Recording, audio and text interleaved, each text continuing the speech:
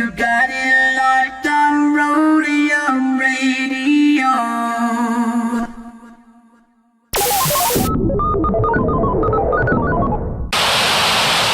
Hey Tony, drop that. What bass? I bet. Dr. Dre in the place to be. Co-rockin' shit with my homeboy Steve. After Roadium, get stupid dumb. Yo, don't think that you can get none of Dre. The motherfucking doctor, the bitch hopper, the sucker motherfucking stopper. I'm fucked up, so don't mind what I'm saying. I'm just kicking it, but Steve, Tony, A.M, Susan, yo, we be choosing dope shit to put in a mix. Know what I'm saying? We kick shit like and that's a fact. And if your shit ain't in a mix, you know it's whack. And that ain't no bullshit. I'm kicking facts on a serious tip. Word up, Dr. Dre's in full effect doing serious damage, boy. Tony A! Tony A! When you're ready, go.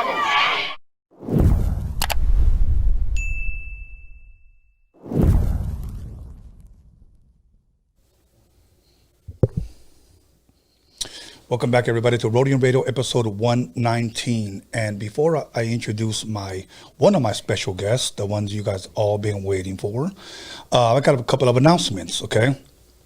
First announcement is this. Once again, we are selling ads during our breaks. So if you buy an ad, you could buy one ad, you could buy 2 weeks worth of ads, you could buy 1 month worth of ads. You got to go to DOCUMIXERY/ads. DOCUMIXERY/ads. For those of you that want to promote your business, for those of you that want to promote your album, your makeup, your merch, whatever you do, if you want to buy an ad, once again, somebody may ask, why would I want to buy an ad? Because we get about 500,000 views on our channel every month. So once again, every one of our episodes averages about 10K. So you'll have at least about 10,000 people seeing your ad, and it's good exposure for your business for those of you that are looking to prosper in your business. Other than that, this Wednesday, I will be live on B Real's Dr. Green Thumb from 2 to 4. 2 to 4. So I need all the Roadium Radio warriors to show up. Dr. Green Thumb, Be Real, live Wednesday, 2 to 4. I will be one of his guests. We're going to have a great time. You know what? It was an honor when he called me and hit me up and he said, let me get you on here, Papa. And I was like, let's do it. So I'll be there Wednesday. Now, I'll be back in time for Roadium Radio on Wednesday at 7 o'clock. But we're not going to have an interview. But me and my team here are going to give all you guys a special gift, a special treat. We will still be going live, but it's going to be something different, and we're going to bless you guys. So, but with that being said, please allow me to introduce to you my first guest of the night, Tony, also known as A.L.G from Darkroom Familia, former Darkroom Familia artist. How you doing? Good. How are you? I'm good, man. You know what? Today's Sunday is the day that I either eat menudos and tamales or pozole and tamales, and I just watch football all day and just relax, you know. That's right, man. Yeah, I'm a bum on Sundays. So, Really? But then I got to come back here and get ready and interview people like you, which I have a great time doing. Amen. So, first and foremost, let me ask you, how was the drive coming over here? It wasn't too bad. Okay. Not too bad at all.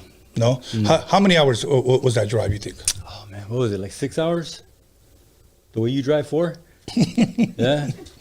I used to be a truck driver, bro, so I used to come to LA a lot. Oh, really? Yeah. Okay. I drove truck for about 12 years. Okay. So I used to come to like Vernon, East Los, and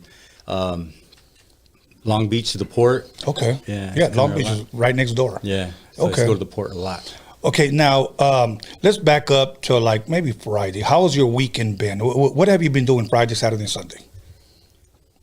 Cutting hair, man. So is that what you do? I do. Yeah, I'm a barber in Merced, in my hometown. So, yeah, just I try to cut right now during these times, bro. They, trying to shut us down, with the lockdown and everything. Right. So I'm trying to do as much as I can right now. Okay. Okay. But yeah. You enjoy cutting hair? I do. It's something I wish I would have done earlier, like started sooner in my life, because, but it's only been, 4 years now, going on 4 years, and I'm already 44. Okay. So, but man, it's such an awesome platform. Okay. To be able to have someone in your chair for 30 minutes to an hour and speak life into them or just hear them, you know what I'm saying? Like, I got a lot of dirt on a lot of people, you know what I'm saying? But I mean that, because people like to vent. They like to vent a lot, you know what I'm saying? But it's an awesome thing to do, man. Awesome. Do you ever get guys in there that wanted that Dumb and Dumber haircut, where it's just the... They kind of still want that, but they try to modernize it. Okay. Today, there's this, they comb, a lot of young kids. Right. They comb their hair forward. Right. They get a low taper, it's like maybe a number 4 with the grain, and they just line it up. It looks kind of like that. Dumb and Dumber. That Dumb and Dumber one, man. I don't want to say nothing though, but it's I'm saying it. It's a style, you know what I'm saying? I guess I mean, because I like that movie. I like Jim Carrey. Yeah. So it's one of my favorite movies. That's pretty much where that style came from. Yeah, that's right. What's my favorite part of that movie when he tells that girl, "So you're telling me there's a chance?" Remember that? Yeah, I remember that. So, and that's how most guys are. When a girl likes their picture on Instagram, they right away think, "I think she likes me." Yeah. And it's true. So it is.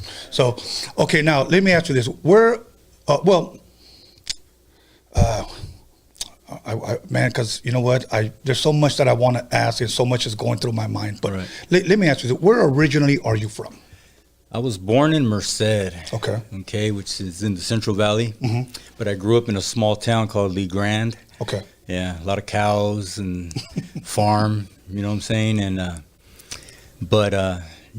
like they say, somos pocos pero locos. You know what I mean? Right. So it was a small town, but growing up and the way it was, man, we found ways to get in trouble. Right. You know what I'm saying? There was always little, mishaps out of town with, I don't want to say rivals, but, people from the surrounding areas, but, right. Right. No, it's the same thing here. Same thing here. You know what? We didn't have social media. Right. So, and we didn't have the internet. We didn't have Google. We didn't have YouTube. So we had to go play outside. Me and my brothers used to go play like in the dumps, ride our bikes or whatnot. Or if we had a couple of coins, we'll go to the arcade. Yeah. Those were fun times. I read a quote one time that it read, "Thank God I had a childhood before technology took over." Yeah. I have read that quote. Yeah. Now, I know you said there was cows over. Did you guys ever go cow tipping? When we got high, yeah, we tried to. There wasn't really nothing more to do, but we used to hit the arcades también. There was a little town outside of the Grand called Planada, and right there on Broadway, we used to go to this arcade. It was a pool hall. Pero they had arcades. I remember Donkey Kong. Yeah. All those Zaxxon. I don't know if you remember Zaxxon. Contra, like a bunch of those that were arcade games back then, before they were on Sega and all that other stuff, right? And dude, it was like a cantina también, but they let a bunch of us kids in there shooting pool as long as we didn't try and slip some beers, But back then I was a skater también, so like I would always ride my board there, and I'd get dropped off there in Planada from Lee Grand, hang out with a couple of friends there from school, and. But yeah, those were the days to get dirty, man. Yeah. And don't be afraid to get dirty. I used to love those days, especially when you used to climb up a tree and jump off or play hide and seek. Yeah. Now today everything's texting and PlayStation or Xbox. Yeah, the only problem kids have now is with their eyes, man, because the screen's too close, or no more stitches, no more. The good old days, saving the scab and putting it in a jar for beef jerky. You know what I mean? No. You know what I mean? Like, those were things that were fun back in my day. Yes. I saw a meme not too long ago that had a bunch of kids sitting at a bus stop, and they were all looking down texting, and Bigfoot walked right by them. Nobody knew it. Yeah. So that was freaking hilarious. Yeah. But now let me ask you this. Growing up, I like to ask a lot of goofy questions. Yeah. Favorite cartoon growing up? Oh, man. Dude, there was a bunch of them. God, I don't know if I can narrow it down, but, man, I love Scooby-Doo. Scooby-Doo is one of my favorites. Shaggy, and you always knew they were high or something. They were always high. Always high. You can just tell.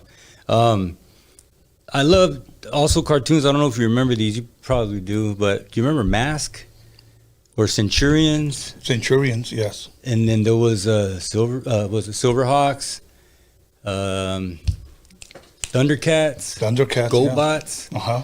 All those, bro. I used to love watching all those cartoons, man. My favorite one has to be Scooby-Doo. I love Scooby-Doo. Because I always liked the scary mystery stuff. You know? And there was always an old man at the end, you know. Yeah. You know, if I would have gotten away if it wasn't for you, rotten kids. They always said. And you know, the ones I liked a lot were when they had special guests on there. Like Batman and Robin, Joker. Or the Harlem Globetrotters. The Globetrotters, yeah. Those were the ones, man. They had other ones on there too. I can't remember any other, you know, but those were the best ones, man. And the plots were always the same. Yeah. Plots were always the same, but they were always like, they had you on the edge of your seat. You know what I mean? Like, you already knew what was going to happen. You knew they were going to find out who it was. But, you know, yeah. All good, man. Are you a movie guy? I am. Yeah. Well, give me your top 5 all-time best movies. Dumb and Dumber. Dumb and Dumber, okay. My Cousin Vinny. Oh, yeah. I just saw that one the other day. Yeah, I know, me too. We let our kids watch it. Two what? Two Utes. ¿Qué más? Oh, man. Goodfellas. Scarface, gotta be. You know, it's just good actors. Oh, man, number 1. I was saving the best for last, though. Which one? Blood In, Blood Out. Really? Oh, man, I love that movie, bro. Oh, okay. I do. That's a cool movie. You know, here I'm going to share something with you that the label that I belong to, they did a soundtrack to it. Yeah. I was supposed to do a song, Disney, but they did it under. I'm trying to remember the record label. It wasn't Hollywood Records. It wasn't Hollywood Basic, but they had many different labels there. Mm-hmm. But they wanted me to do a song, and we were so busy we never got a chance to do it for that movie. Yeah. So they just released a soundtrack of all oldies, like Rick James, James Brown, or whatever. I had the CD, soundtrack, yeah. But there was supposed to be like some hip-hop music in there. Okay. Not in the movie, but just like an oldie soundtrack and then a hip-hop soundtrack. Right. But it never happened. But I'll give you mine. I think I gave them not too long ago. Mm-hmm. And this is not in order. Gladiator. Oh, that's a good one. Carlito's Way. Yeah. Okay. Passion of the Christ. Mm-hmm. I would have to say one of my favorite ones, and I recommend it if you guys never seen it, The Pianist. I heard of that. You got to see it. Yeah, I'm going to check that out. Yeah, it's really, really, really good. Mm-hmm. And no me recuerdo, I don't remember the other one, but I remember I gave them not too long ago. But you know, I do. The reason why I like Blood and Blood Out so much, though, is because every line in that movie is exaggerated. Yes. And it's even Chochon. It's kind of funny, bro. You know what I'm saying? Like a lot of those lines, like the funniest part of that movie, to be honest with you, is at the end. Towards the end, I think when they're rioting, and then when Magic hits the bars, and he turns around and goes, "You're making a horrible mistake." And I was like, "Who says horrible mistake in a right?" You know what I mean? Like, to me, it just sounded kind of weird. You know, that he would use that line, but yes, you know, but it's a good movie, man. It's a good movie. Growing up, what elementary, middle school, and high school did you go to, if you don't mind sharing? I went to Lee Grand Elementary School, and for a little bit I went to Lee Grand High till they kicked me out, and I went to continuation school called Granada, which is a mixture of Lee Grand and Planada. So they called it Granada, in Planada. So I went there until I got kicked out of there. Were you at all at any point a smart kid? Oh God. I was smart, but lazy, bro. Like I never did my work. I was always out in the streets. Yeah. You know, I never went home and did my homework. Same here. You know, when it came to doing tests, though, I would pass them. Right. Because I was always listening, you know, but I had bad grades because I didn't do my homework. Oh, okay. You know what I'm saying? So you didn't get to graduate on stage? I graduated 8th grade. I guess because they didn't want me there. I don't know, bro. And I was the one that stood out, man. Everybody was in black and white. Right. You know, the guys. I was the only one with like a turquoise shirt with a black tie and black pants. You know, I stood out from the rest. Oh, wow. You know, and so I was like, oh, yeah, you know, I'm graduating. I'm going to take advantage, take this moment, you know. Right. And I did. At high school, I didn't graduate. Okay. No, I didn't graduate high school. Same thing. I think the only graduation I had was 6th grade. Mm-hmm. And then I was no good in junior high, but they passed me on anyways. Mm-hmm. And then when I got to high school, I graduated backstage. Yeah. If you know what I mean. I didn't get to graduate. Oh, I see. I just cruised around the graduation drinking a 40 with my brother. So, but But other than that, growing up, play any instruments? Oh yeah, Really? drums. Drums. Oh, around what time? What age did you start playing drums? The moment I can pick up sticks, man. Really? Yeah, my first drum set, they got me like this little Mickey Mouse set, you know, and this was, you know, they just got it because, you know, a kid, they gave me that, you know, as a little baby or whatever, toddler. Right. Started banging on them and this and that, and you know, and then like later on they started, you know, see, again, we're talking about what kids don't do anymore. Right. I was a kid. You remember back in the day they used to sell the Folgers coffee cans? Yes. But they were made out of tin. Yes. Now they're plastic, right? Well, they had like this plastic cover. When my abuelita would cut them out and she was done with the can, I used to put the plastic lid back on, so they had the different sizes. So I had different tones, you know, different drums. And then I used to put little holes in them and put like a rope through them and put them together. So I'd play, you know, and then, yeah, when I was probably in 5th grade, I got my first real cheap drum set that they got for me, and I had it in the corner of my room. Yeah. And oh man, I gave my mom migraines and everybody, bro. Like, and then when I moved in with my abuelita later on in the years, you know, by this time I had like 3 sets already. Right. You know, just mix and matched or whatever. And my abuelita and my abuelito, they used to live right next door to the elementary school. So by this time, when I was already in continuation, we used to get home early, like around 12 o'clock, we'd get out. Well, they used to have to come and tell me to shut up because I was too loud disrupting the class. Yeah. You know, because I had 2 15 speakers, some, you know, like studio speakers in there. Yeah. So I'd play whatever I'd had on, I'd be playing along with them. It sounded like I had a live band in there, you know what I mean? And but I've always loved playing drums. Now, every now and then I play drums in the church. We have an electric set so we can control the volume. Okay. You know what I'm saying? But I have a drum set at home in my garage. It ain't set up, but it's always been like my first love. Okay. You know? Now you played live drums, and you said in the church you play like, I guess the drum set, the electric drums or whatever you call it. Yeah. Is there really a big difference? Do you like live drums better? You know, you get what you pay for in a sense. So the most expensive ones are going to sound more acoustic. Right. You know, they got like what they call like ¿cómo se dice? Like you can actually do rim shots, and they sound like a real. Oh wow. A real set. And there's other ones that are, you know, they're cheaper, and you got to hit it right on in order to get sound out of it. Okay. You know, and you know, so yeah, the more money you spend, the more authentic it's gonna be, the more realistic it's gonna be. You know.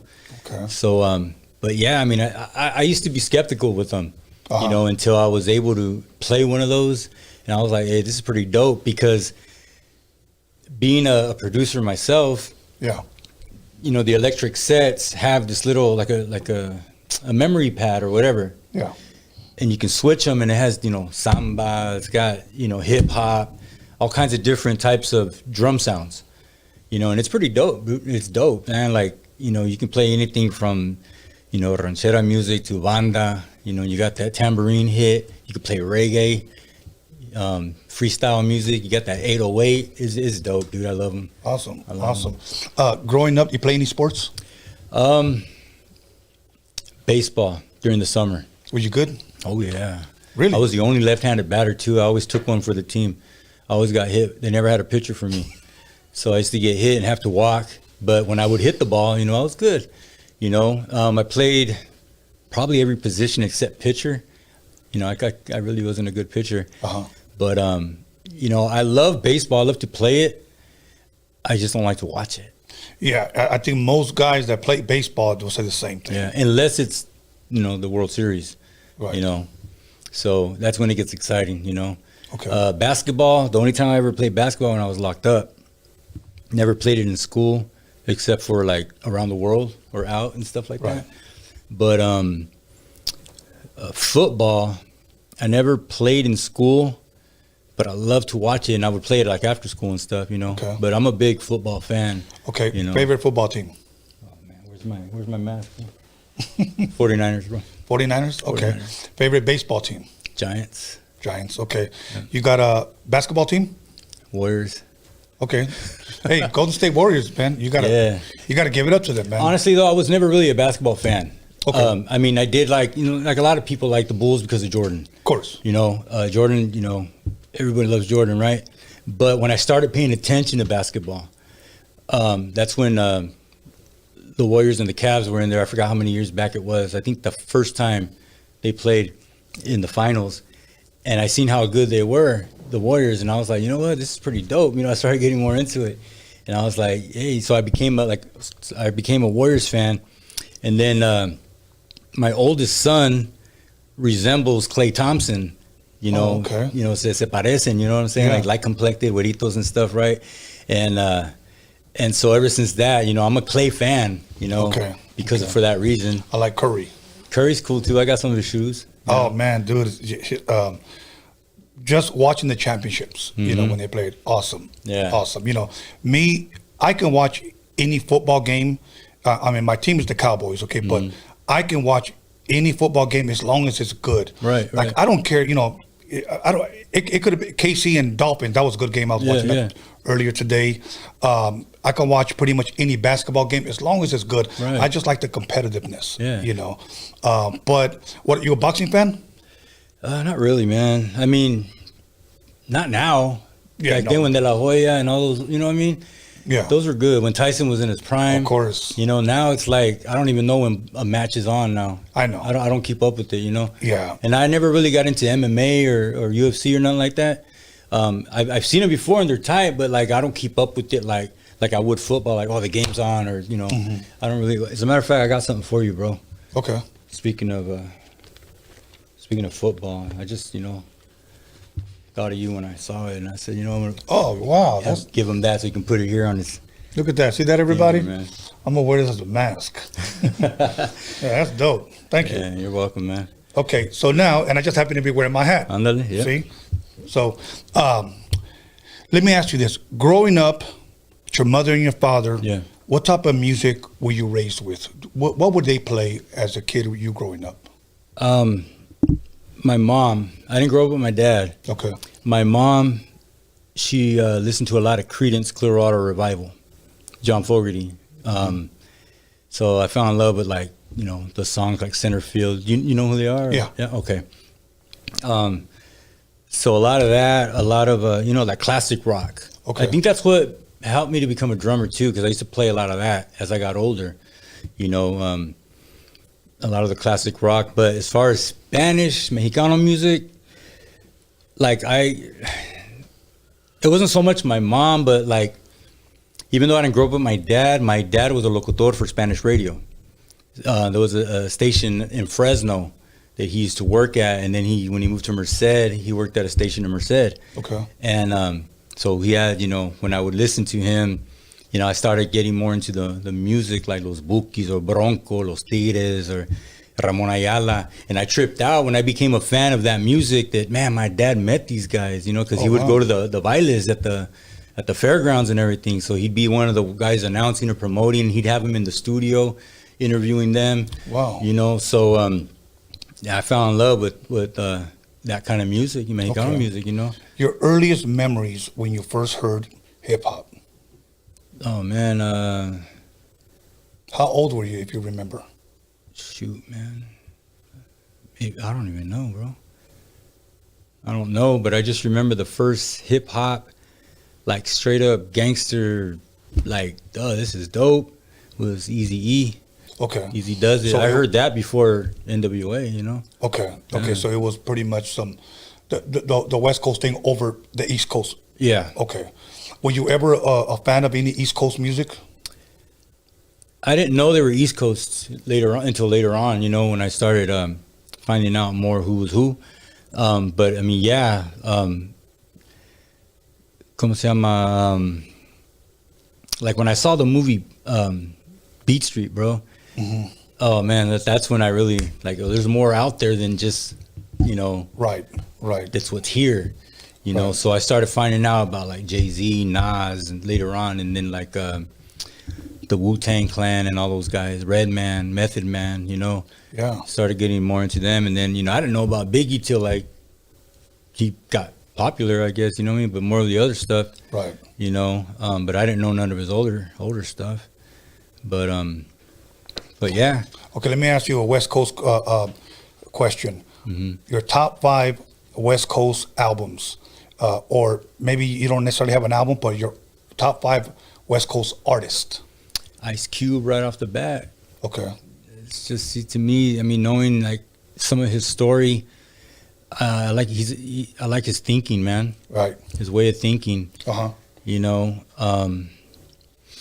this guy's not West Coast though, man. But artist is Busy Bone. I like Busy Bone a lot. Okay. You know, I think because as a person también, I know his story. Right. You know, and I know the things he's went through and stuff, and just like hearing his lyrics and his frame of thinking, it's just like, man, this dude is raw, man. He's real. He's, you know, I don't even know if I should include Pac, because I mean that's kind of like a no-brainer. I mean, Right. Pac was just, you know, what I loved about Pac wasn't the, you know, the hardcore or the, you know, it was just more that he spoke from the heart. You know, he wasn't a great lyricist or what have you. He was just more like, I'm going to speak from the heart, you know, and he would share his life stories with people. And that's what I loved about him. That's probably why people would consider him a dope lyricist, because he spoke from the heart. You know what I'm saying? True, yeah. But you are absolutely right. For some reason, when it comes to Raza, many of us, for some, Pac is like number one. Yeah. You know, and it's because for some he spoke to the heart. Yeah. You know, so I get it. Like there's no color when you see him or when you hear him. Yeah. And there's not. I mean, he just spoke life, no matter if you're Mexicano or African American or whatever race you are. I mean, I'm sure even Asians or anybody relates to Pac, because everyone goes through struggles like that. Right. You know what I'm saying? If I had to ask you, favorite Pac song, do you have one? Oh man, Staring at the World Through My Rear View. Okay. Just because, just what it's meaning. Like, you know, I'm just looking at it as it's passing by. Everybody here knows, because I always say it. So Many Tears is mine. That one's good. I love that one too. Yeah, that one. So Many That Tears. was. So, okay, around how old were you, if you can remember, when you decided to, let me try this thing called rap and let me start dabbling and writing something down? I was in elementary school. Really? Yeah. That young? I was young. I was like maybe 8th grade. Now, what inspired that? Was it just the music you heard? Somebody was doing it before you? People were doing it around you? What inspired that? Hearing the Easy Does It album, I just learned every word on side A and side B of the cassette. Okay. You know, it was just something I learned, man.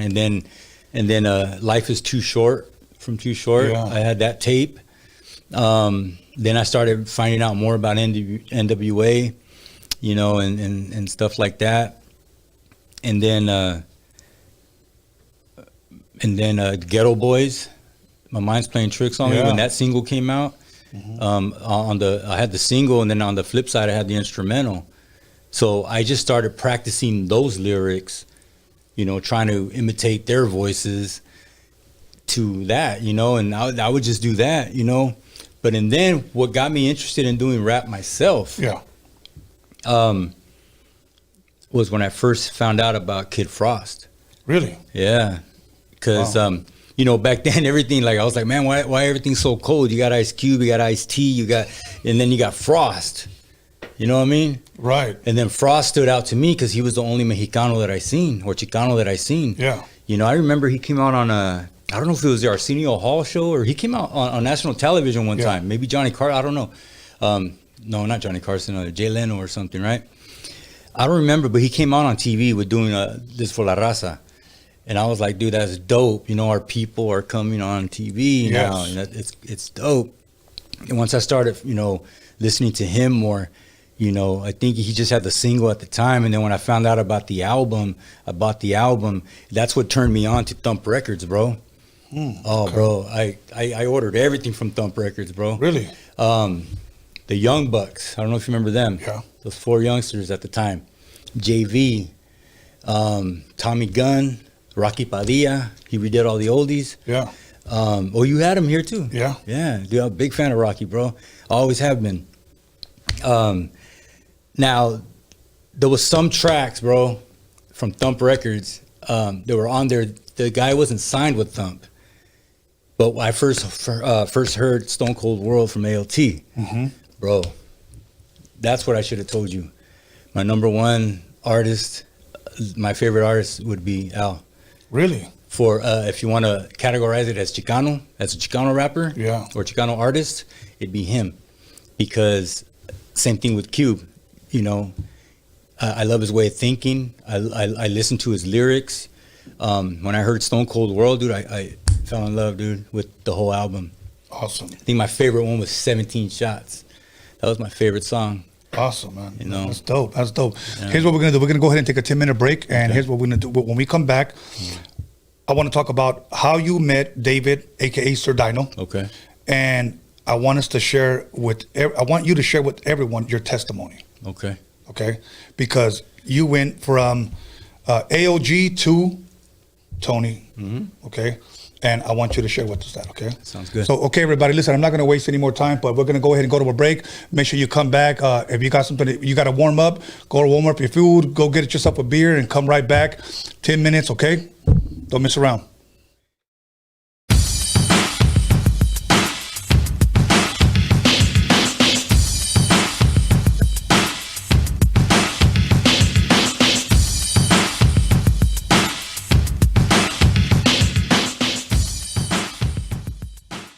Profile Records is back, baby, with Miss Sancha's new single titled The Baddest Bitch in the Neighborhood, available on all digital platforms. And don't forget to pick up her classics like Doggy Style, MissSanchaLive.com, and now the Kings of Chicano Rap's classics are on digital platform like Mr. Sancho, True Player, Little Rob High Till I Die, OG Spanish Fly, Back from the Dead, Proper Dose, Overdose. Oh man, we also got royalties coast to coast, and Mr. Night Owl, King of the West. You know how we do it, baby. Don't forget, the Brown Pride Riders Collection was Volume 5 and the rest of them. And we also got Kid Frost, Till the Wheels Fall Off, baby.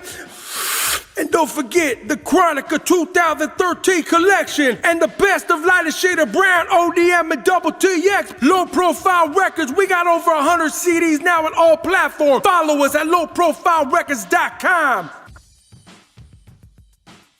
Just when I thought I was out, they pull me back in. Back like I never left. Omar Cruz, bringing that real shit back. Check out my new single, He Did That, on Empire BYI. Available on all streaming platforms. New visual out now on YouTube. Make sure you subscribe to my channel for exclusive content and updates. Also make sure to check out my certified classics like The Crucifixion, The City of Gods, and Blow. Available on all streaming platforms. Make sure to follow me on my socials and OmarCruzOfficial.com for merch and upcoming events. And get ready for 2021. We just getting started. Cruise Nation, let's go. And oh yeah, still BY, bitch.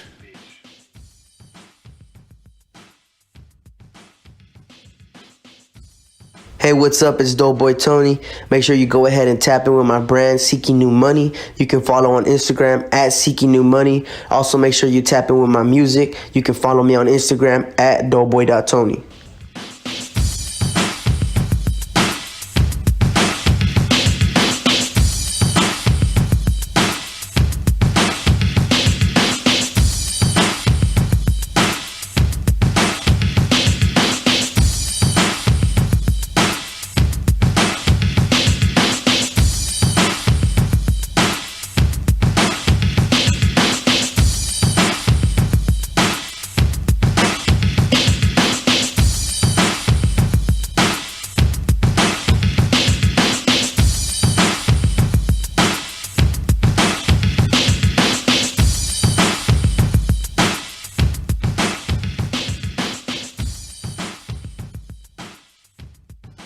Hey there, thank you for watching. This is Crystal with Pretty and Nude Bay Area Boutique.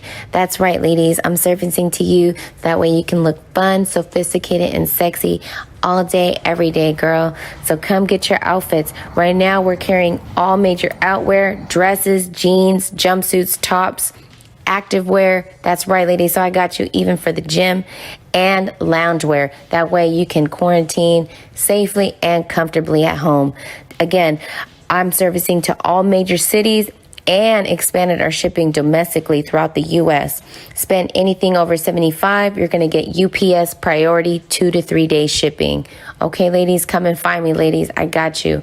Also, please use code Roadium Radio to save at checkout to save you some coin. Okay, ladies. Also follow us on Instagram, Pretty and New 31. Lastly, I just want to say thank you for supporting small Latina business owners. Si se puede.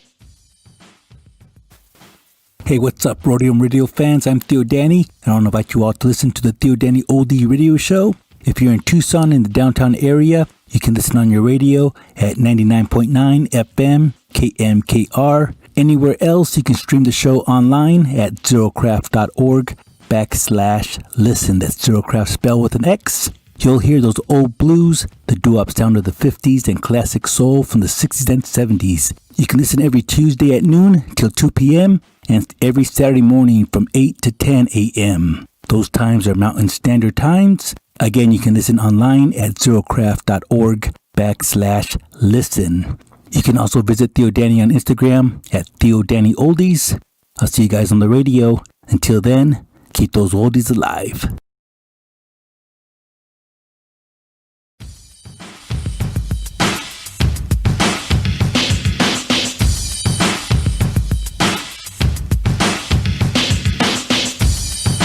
Attention dog breeders, dog owners, and dog lovers. We are a family-owned, locally operated brown business right here in the harbor area of Los Angeles, Southern California. We transport and relocate pets locally out of state, and our specialty coast to coast. Breeders, we ground transport your puppy to your buyer while you stay at home stress-free. If you are an owner and you are moving out of state, let us take care of your dog and meet you at your new home. On the road, we stay in pet-friendly hotels, so when they reach their new destination, they are clean and well-rested. If you are a dog lover looking to buy a puppy from a breeder but don't want to make that long drive, we got you. We transport pups by crate safe and sound. Some clients allow their adult dogs to ride crate-free in our brand new spacious Sprinter van. We feed them, walk them, send photos and videos, and share our location via Google Maps so you can see us cruising in real time. Check us out on Instagram at To Live and Drive in LA, or give us a call at 424-378-9471.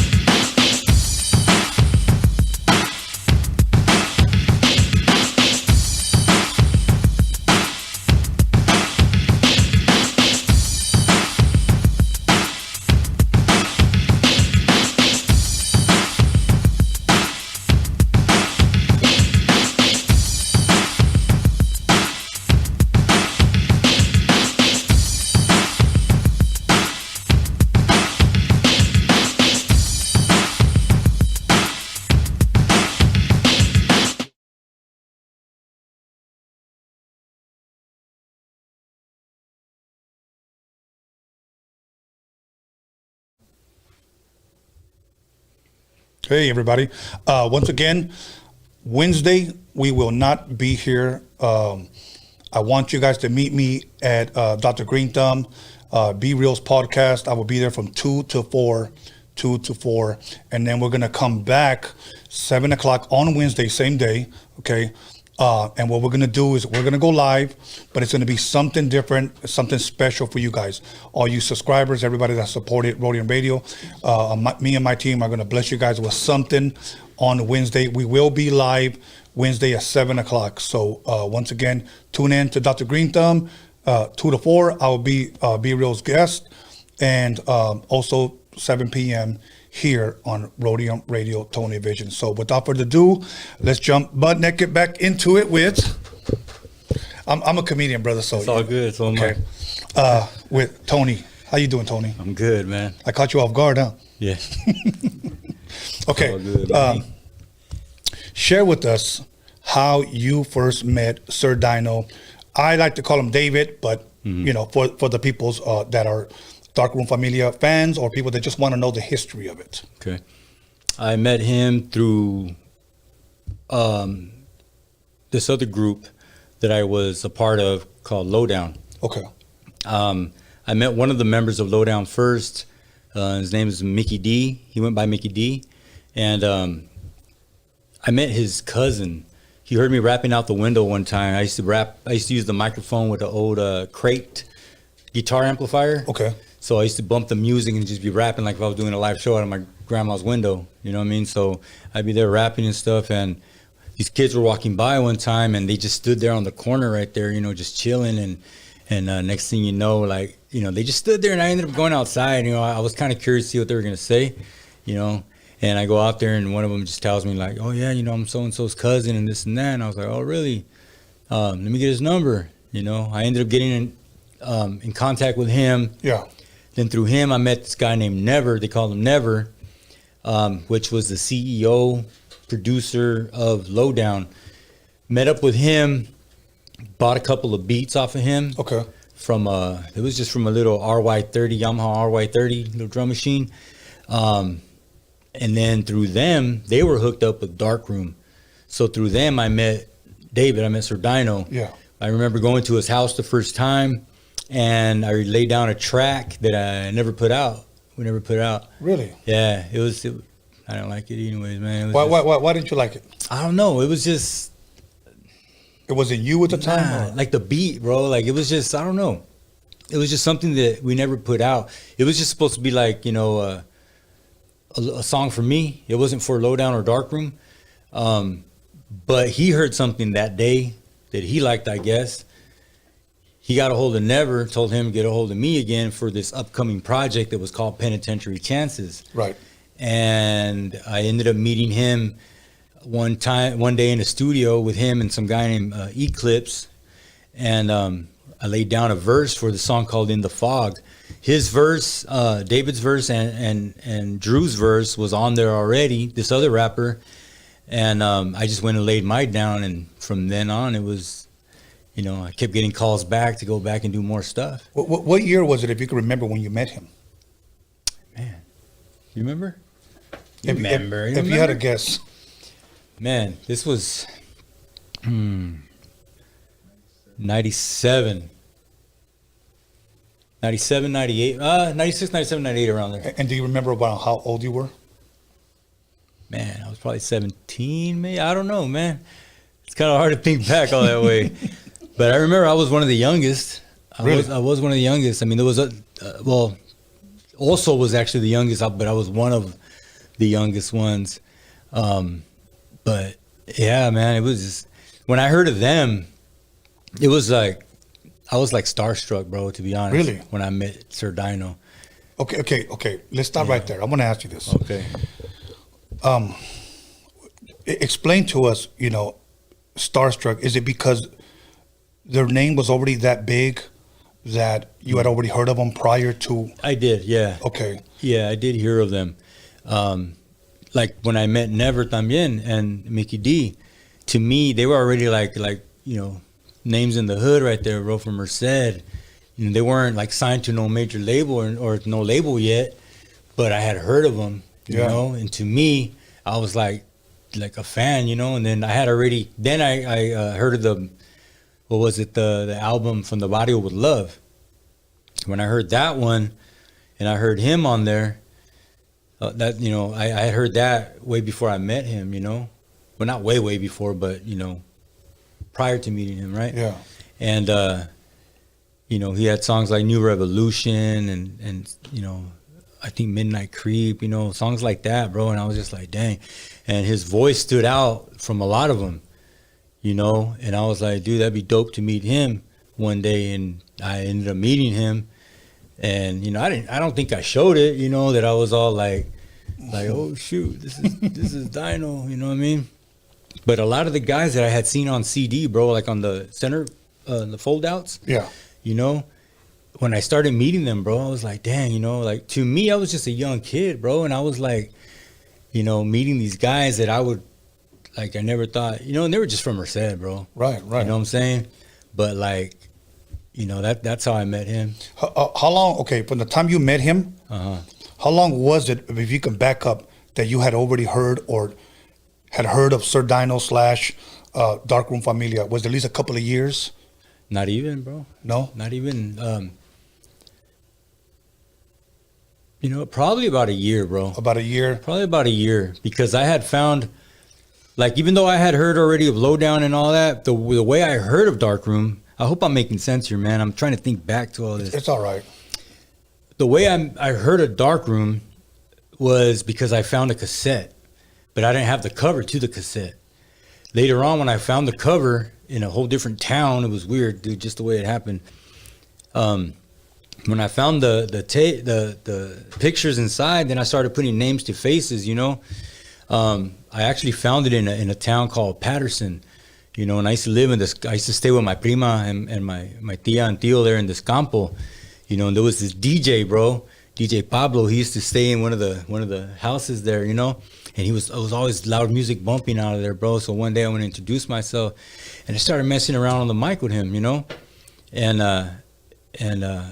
But yeah, I had heard of them that way.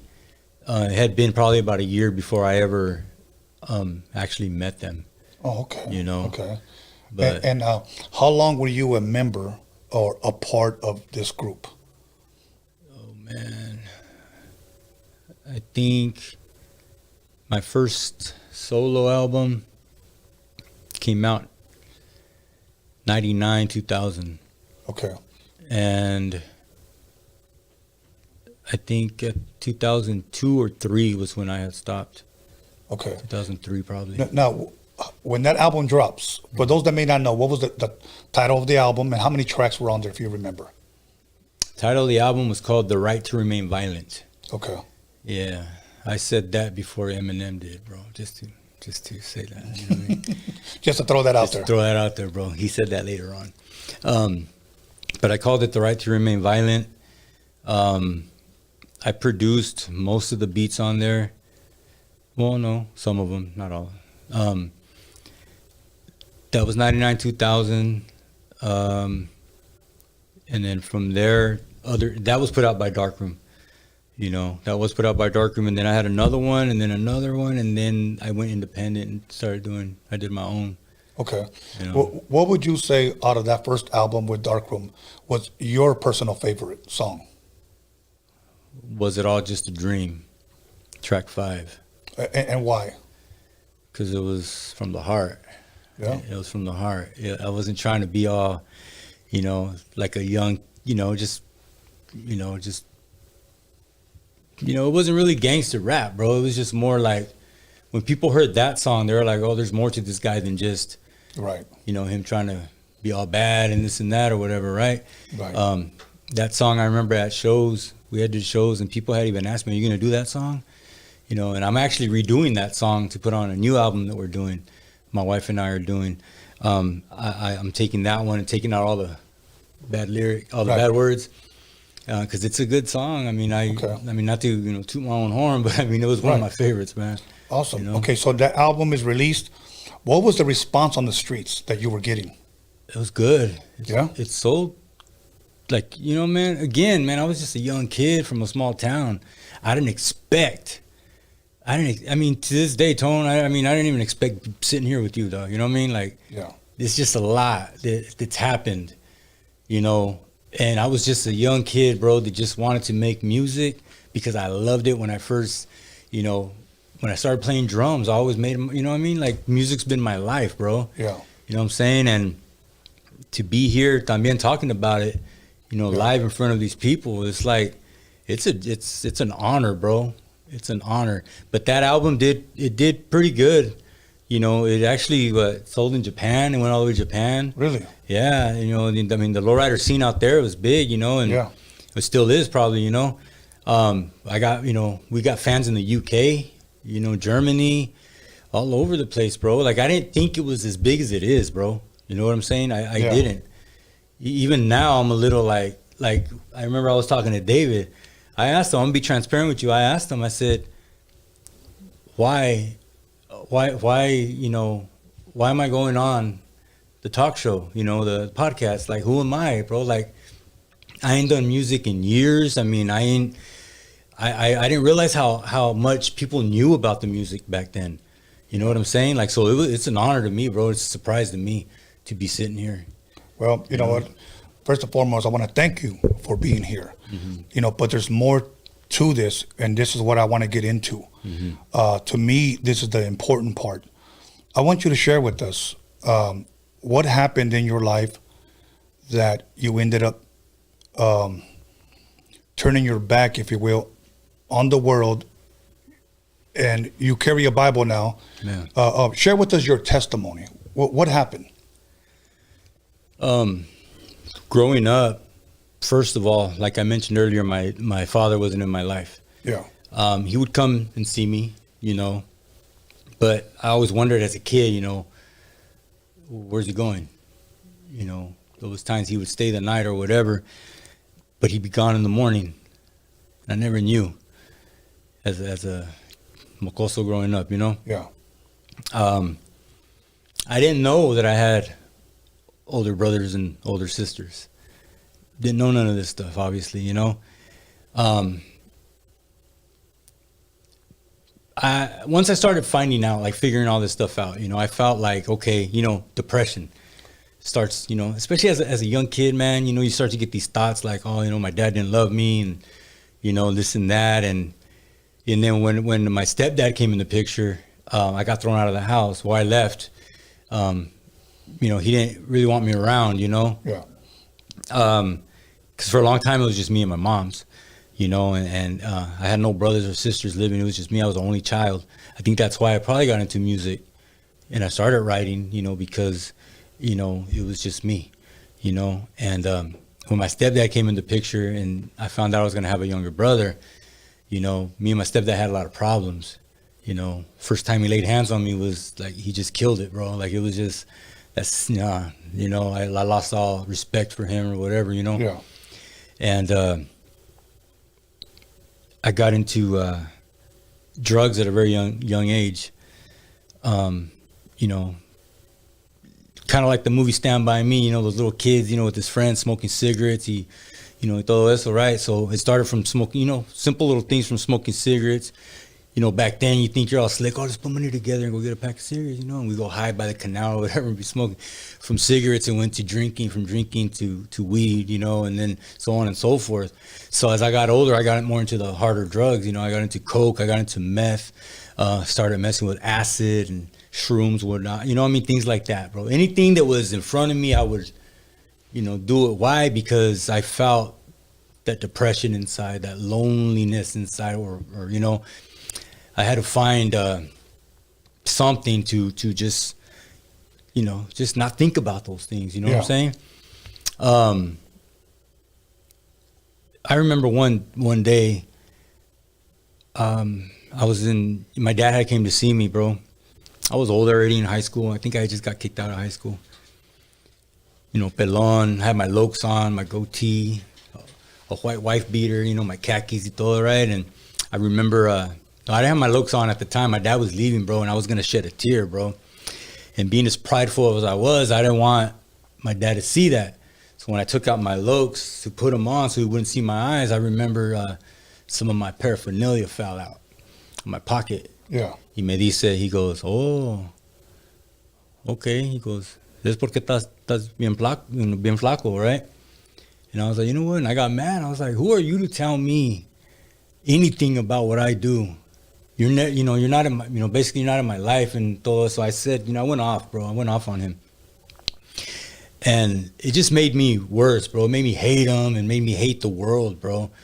And a lot of my anger, a lot of that hatred was on my music, That's what I would write about, things like that. I couldn't really write good stuff about my mom either because I was hurt with my mom as well because my mom, I felt that she chose my stepdad over me. So I had to go move in with my ama y papá.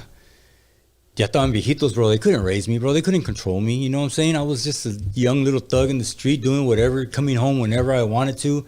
My tío was there, but my tío was always working. If he wasn't at work, he was asleep, getting ready for work the next day. Yeah. So there was nobody to tell me what to do. It was just me, And all this time, still loving music, still doing what I love to do. But even when I got into, fast forwarding a little bit, when I got into doing music with Darkroom, yeah, I think that's why, bro, I didn't go as far as I could have went with them.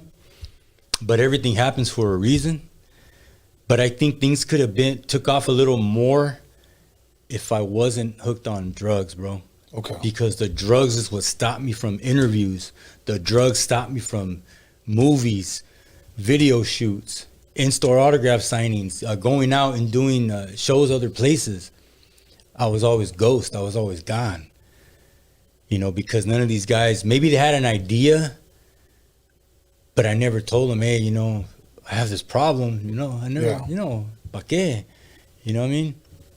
But I was cool with all the guys, bro, and this and that, and it just got worse. It got worse and worse. And then it started, of course, it affected my household.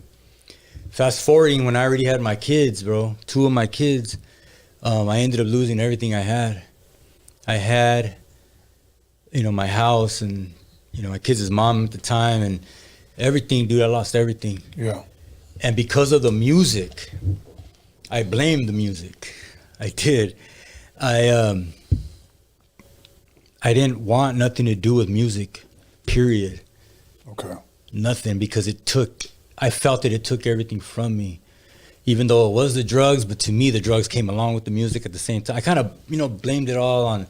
And then I lost the primo to gang violence because of the music. He ended up getting blasted. Yeah. And that didn't change me right away. It didn't, but I always held it. And that was another thing I held inside. I held that inside for a very long time. It wasn't until I met my wife, before she was my wife, that she talked to me about doing music now for God. And I was like, how is that possible? You can't do music for God. There's nothing holy about hip hop. You know what I'm saying? There's like how it doesn't mix. You know what I'm saying? To me, rap was of the devil. Right. That's the way I saw it, bro. Because there was nothing clean about it to me, because I had one of the most filthiest mouths. Yeah. You know what I'm saying? That's just the way I felt about myself once I started seeing it, and it was just when I lost my boys, bro, and I was facing jail time, I had tried stopping plenty of times and I couldn't do it. I couldn't do it on my own. I kept saying, to the point, Tone, where I shaved because I was tired of the image that I created. Yeah. Then I started realizing it doesn't matter how I look on the outside. It's not going to change what's on the inside. You know what I'm saying? So I can change the outer, but I still got that corrupted heart, the corrupted mind, and once I lost my boys and I ended up getting locked up, it wasn't even so much getting locked up, bro. It was more about I lost my boys, man. Yeah. My oldest son is 23 right now. When all this happened, he was only going to be 6 years old. And that was the most devastating thing in my life was when I lost the privilege of seeing my son. And then my 19-year-old now was only going to be 3 at the time. And when I lost them, Tone, that's when I knew, you know what, reality just hit. I don't care about, and I'm sorry I say this with all love and respect to the fans that are watching right now, and you know, but I didn't care about the fans, bro. That's what had a stronghold on me in the beginning when I tried stopping the music. When I tried to kill the image that I had created, the person that I was. I wanted to stop, but it was hard. And what kept holding me back was the fact that, well, what are they going to say? What are they going to think of me? They're going to call me a punk. They're going to call me this. They're going to call me that. They're going to say I couldn't hang. They're going to say. But I didn't care. Yeah. Because I wanted my boys back. I wanted my kids. A lot of guys my age or even older than me still haven't figured that out yet. Some are still doing time and probably haven't seen their kids yet. You know what I'm saying?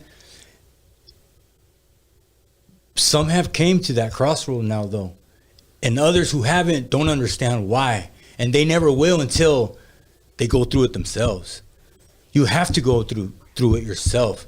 I don't expect anyone that's listening to me right now or watching this right now to completely understand what I'm saying, because if they ain't gone through it, they ain't gonna know. Right. My reasons for why I did what I did. Because the love I had for my children was stronger than anything. The love I had for my children was stronger than the hate that I had for my dad, even for my mom, and for the world. Love surpasses everything, bro. And that's what was there to help me change. I didn't know nothing about God. I didn't know nothing about Jesus. I mean, yeah, I went to Otrina and this and that. I did my bautismo, my first communion and all that in the Catholic Church. I did. You know, I used to go every Monday after school, and it was just another opportunity for me to act a fool. I always wanted to be that altar boy, you know, up there ringing the bells and giving the padre the host and todo eso, right? The cup of wine, maybe take a sip here and there, but I wasn't good enough, I felt like. I was just a travieso. Yeah. You know, so they would even throw me out of Catholic school, bro. Like, you know, like, go sit over there, or you know what, just go home. So that's why I always felt like I couldn't be a Christian, bro. I couldn't be a servant of God. I grew up Catholic. All my family son católicos, bro. And I respect them. Yeah. Because like I tell everybody, I'm not here to change your religion. I'm not here to change anything about you, because I don't have the power to change you. I'm only here to offer you hope. I'm only here to show you, to share my story with you, para que veas que there is something better than what you're used to. And I've always told people, Tony, if you want what you've never had, you got to do what you've never done. Maybe you've heard that quote before. Yes. Yeah. You know? Let me ask you this. Was it a certain individual that witnessed to you and told you about God, or was it just you just listening here and there, and you might have heard, you might have been curious, decided to go to church, or how did that happen where you just decided to surrender your life? Man, there was a few that kept trying, bro. There was kids in my school. They got saved before me, and they would try and get me to go to church with them. I used to look out my peephole like, oh man, we're doing these, you know, this and that. Stay all quiet, you know, and finally they take off. And, you know, I had friends like that, bro, that, you know, they're like, come on, Tony, let's go, you know, let's go to church. And I'm like, nah, fool, I ain't trying to go to church, man. You crazy. I smell like bud right now, and I just got done drinking a 40. I'm cool. I ain't trying to go up in there like this. But one day, bro, he caught me outside. This certain friend caught me outside with another homie, you know. We were there sipping on some 40s. We just got done smoking a blunt, bro. And he said the magic words, Tone. He said, he goes, come on, man, if you go to church with me just one time, I'll take you out to eat anywhere you want to go afterwards. And I said, orale, let's go. So yeah, I went to church with him, bro. We went to a Pentecostal church, man. Uh-oh. Crazy.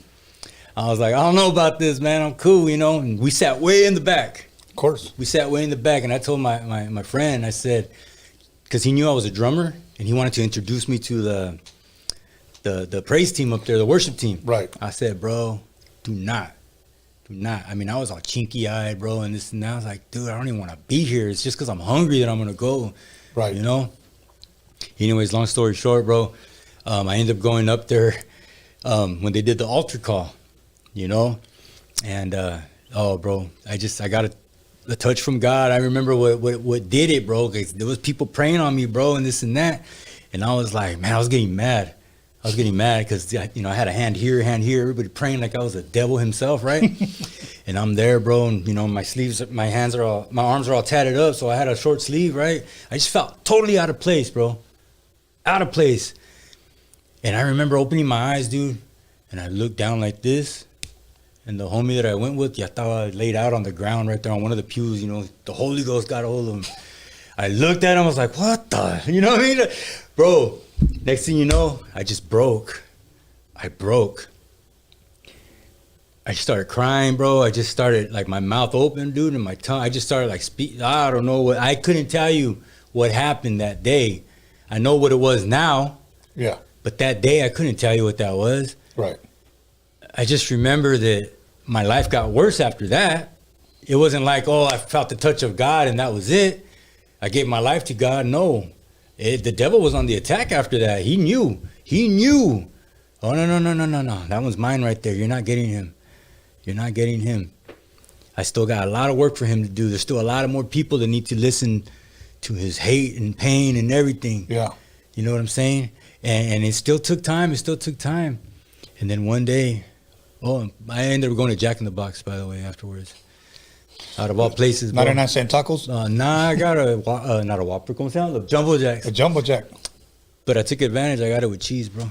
Oh, there you go. You know what I'm saying? But, mira, I ended up, as years went by, dude, and things got worse, I ended up going, I was going through it really bad, bro. Again, still the drugs, you know. And I wanted to just stop. I just didn't know how.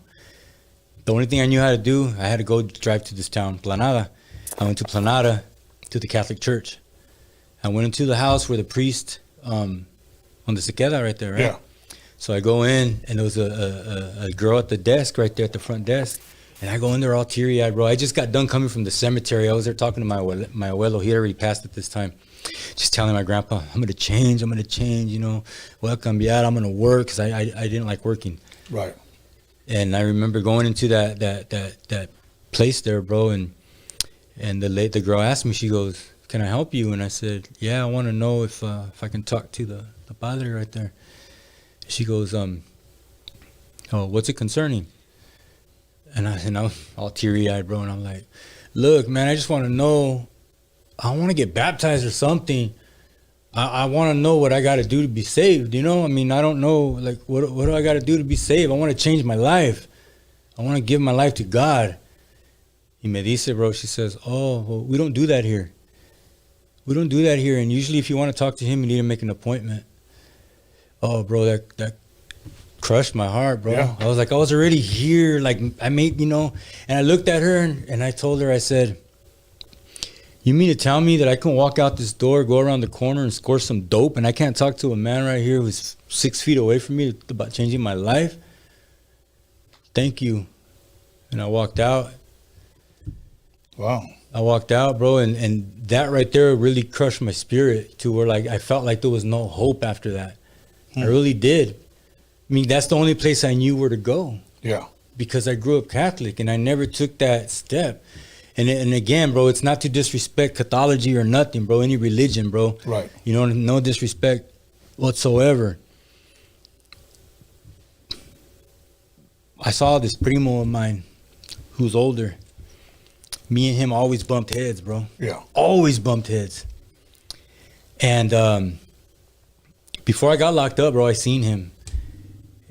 He had this glow on him or something, bro. And I remember I was kicking it with his younger brother one night, my primo Tubby. Call him Tubby. And we had 2 cases of Budweiser, bro, or Bud Dry. We had Bud Dry at the time.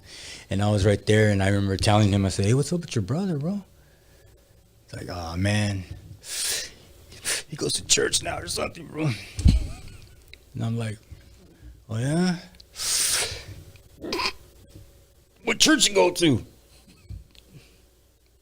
I don't know, some crazy church. You know, we're just talking about it, man. Right. Connor, I was like, but it was on my mind the whole night. Right. Where's the church at, dog? Anyways, when all that happened with me, bro, I ended up getting locked up. When I had got out, bro, there was only one person I wanted to find, and it was my primo. And I called him, and I was nervous, bro, because like I said, my whole life we bumped heads. Right. Even though he was my primo. He didn't like me. I didn't like him for whatever reasons. He didn't like me. I just didn't like him because he didn't like me. Right. Anyways, I called him and I said, hey, man, I know you don't like me. I know you never have. But I know you go to church now, and I want to go.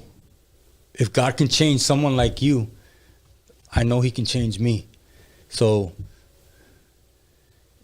I couldn't even find my words, bro. And he was just like, all right, Tony. Where you going to be at tomorrow? Or where you going to be at tonight? I go, I'm staying at Ama's house right now. Because I'm going to pick you up tonight. He picks me up, bro. The next morning, bro. Sunday morning, 5 a.m., bro. He takes me to his church. They had this thing called men's ministry with a bunch of men in there, bro. And they're crying. It's kind of damn, bro. It kind of looked creepy to me. I ain't going to lie, you know. Bunch of men crying, praying. Right. I'm like, I got to get out of here. I felt weird. Like something just didn't feel right. I just stood there, bro. Okay. I didn't know what to do. Next thing you know, when we leave, we have breakfast, come back for 10 a.m. service, bro. Next thing you know, I hit the altar at the end of the service, boom, get the Holy Ghost, bro. I start speaking in tongues, and from that, then on out, bro, it was just straight up like, there was no going back. I finally made that decision. Has it been a struggle? Yeah, sometimes there was, there was. I mean, I'm not saying it's all sunshine and rainbows, you know what I'm saying? But we ourselves make it a struggle. And I tell people this, I'm in church because I'm not perfect. That's why. Everybody thinks that when you're in church that, you think you're perfect. Nah, that's why I'm in church, because I'm not perfect. I know I'm not perfect. You know what I'm saying? Yeah. Like, I'll tell you like this. Much respect to A.L.G, calls himself the saint. I love my boy, dude, even though I never met him. Talked to him online, that's about it. But you can acknowledge me as A.L.G, the sinner. I'm the sinner, I ain't no saint, bro. I was never a saint. I was a sinner. And until I was able to acknowledge that I was a sinner, that's when I was able to allow God to do what he wanted to do with me in my life. Awesome. I have to jump ahead because of time. Okay. What can people today, I know your Instagram has been popping up where people can reach you, they could DM you, ask you whatever pertaining to music or pertaining to your life. What can people expect from you today going forward? Because we know that, if I'm correct, you attend David Rocha's, a.k.a. Sir Dino's church. You guys go to church together. Well, he's the pastor there. Yes. And now, are you still working on music? What can people expect? In a nutshell, can you give them something? My wife and I are working on something new. She's been waiting a long time. Okay. So we are going to start writing. We have one song so far. Okay. I'm just waiting on studio time because the guy that's going to record us, he was in the process of moving. But in the meantime, we're going to be writing, getting stuff together so that way we can just go in there and drop it, and not waste any time in the studio. I hate wasting time in the studio. Right. Y porque I mentioned to you earlier off camera, I lost my hearing in my ears. So that's also what prolonged this, because I used to mix and master my own stuff. Okay. I can't do it no more because I need both my ears, Right. So now I got to depend on someone else. Okay. To do that for me. Okay. Now, is this going to be church-based music or church-based rap? Or? Yes. Okay. Yes. All I do is Christian rap. I can't, Awesome. I just do Christian rap. Bro. Well, you know what? I hate to stop because there's a lot more that I want to ask. But at this time, is there anything you want to say to maybe some fans out there that look up to you and, maybe want to rap, or is there any advice that you would give them? And then maybe you want to give us some shout outs. Be true to yourself. Be true to yourself, first of all. Don't try and be something you're not. Always speak from your heart. It's a constant battle between your heart and your mind. This is always going to try and change this. Don't let it. You speak from the heart, keep it real. Like they say, keep it 100. You got to keep it 100%. Protect your ears. You don't know how important something is until it don't work anymore. Right. Always protect your ears. God is real. God is real, and I'm here. It's a blessing to be here, Tone. It's a blessing to be here. Thank you. It's a blessing to have you here. It's I've been following your stuff, your shows, and just to be sitting in this chair across the table from you, bro, it's an honor and a privilege. It's a privilege, yo, for those of you who have wasted his time, man, and not showed up on time or whatever, man. It is a privilege. Take advantage of it, because like I heard my man say, he ain't gonna ask you again. You know what I mean? So the Bible says take advantage of every opportunity in these last days. This is a platform. It's a huge platform. I wasn't gonna miss this for anything, man. And I've said it earlier, in my own thinking, I felt like, why me? Right. Why am I here? But God said, why not? Awesome. Why not? Awesome. Any shout outs, brother? Shout outs. To my family.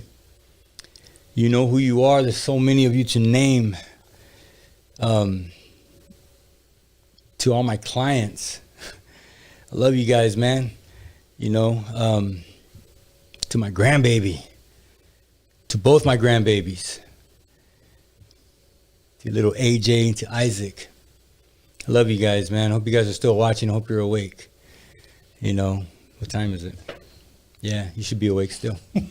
To my pastors, to everybody out there watching and listening, to those of you leaving positive comments, and even those of you leaving the negative ones, man, I love you too, man. God bless you very much. And God loves you more than I do. Remember that. And it's because of those negative comments that helps me to keep going forward. Never looking at life from my rear view. Just keep going forward. Tony, again, thank you, man. Awesome. Awesome, brother. Thank you. Okay, everybody, we're going to go ahead and take a break. And David Rocha, a.k.a. Sir Dino, former member of Dark Room Familia, is in the building. And we'll be back in about 10 minutes. I'm about to go get some to grub because I haven't ate nothing. And my stomach is growling. I hope you guys didn't hear it. But come back in 10 minutes, all right?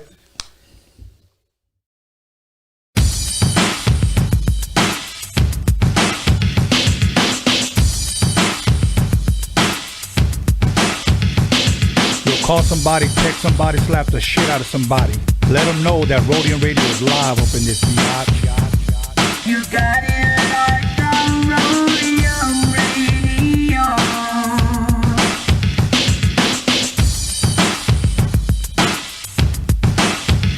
Roadium Radio.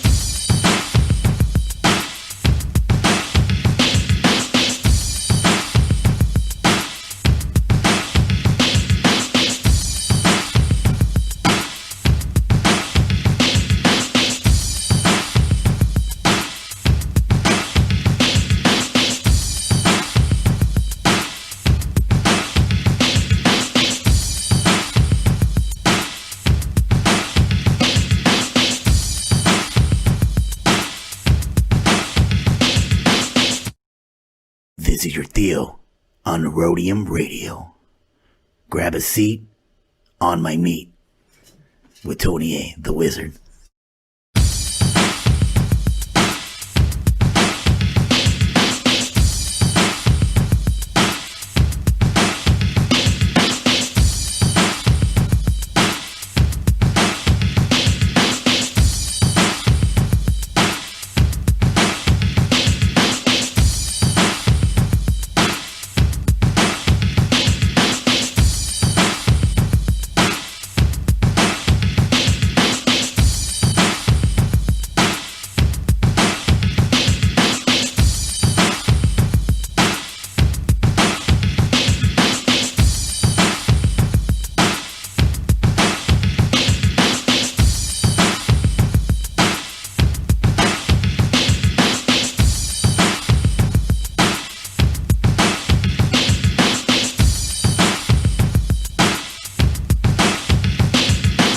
Somebody, text somebody, slap the shit out of somebody.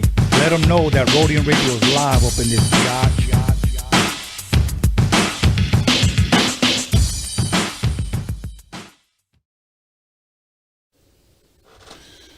Welcome back, everybody, to Roadium Radio, and check this out, DOCUMIXERY/ads.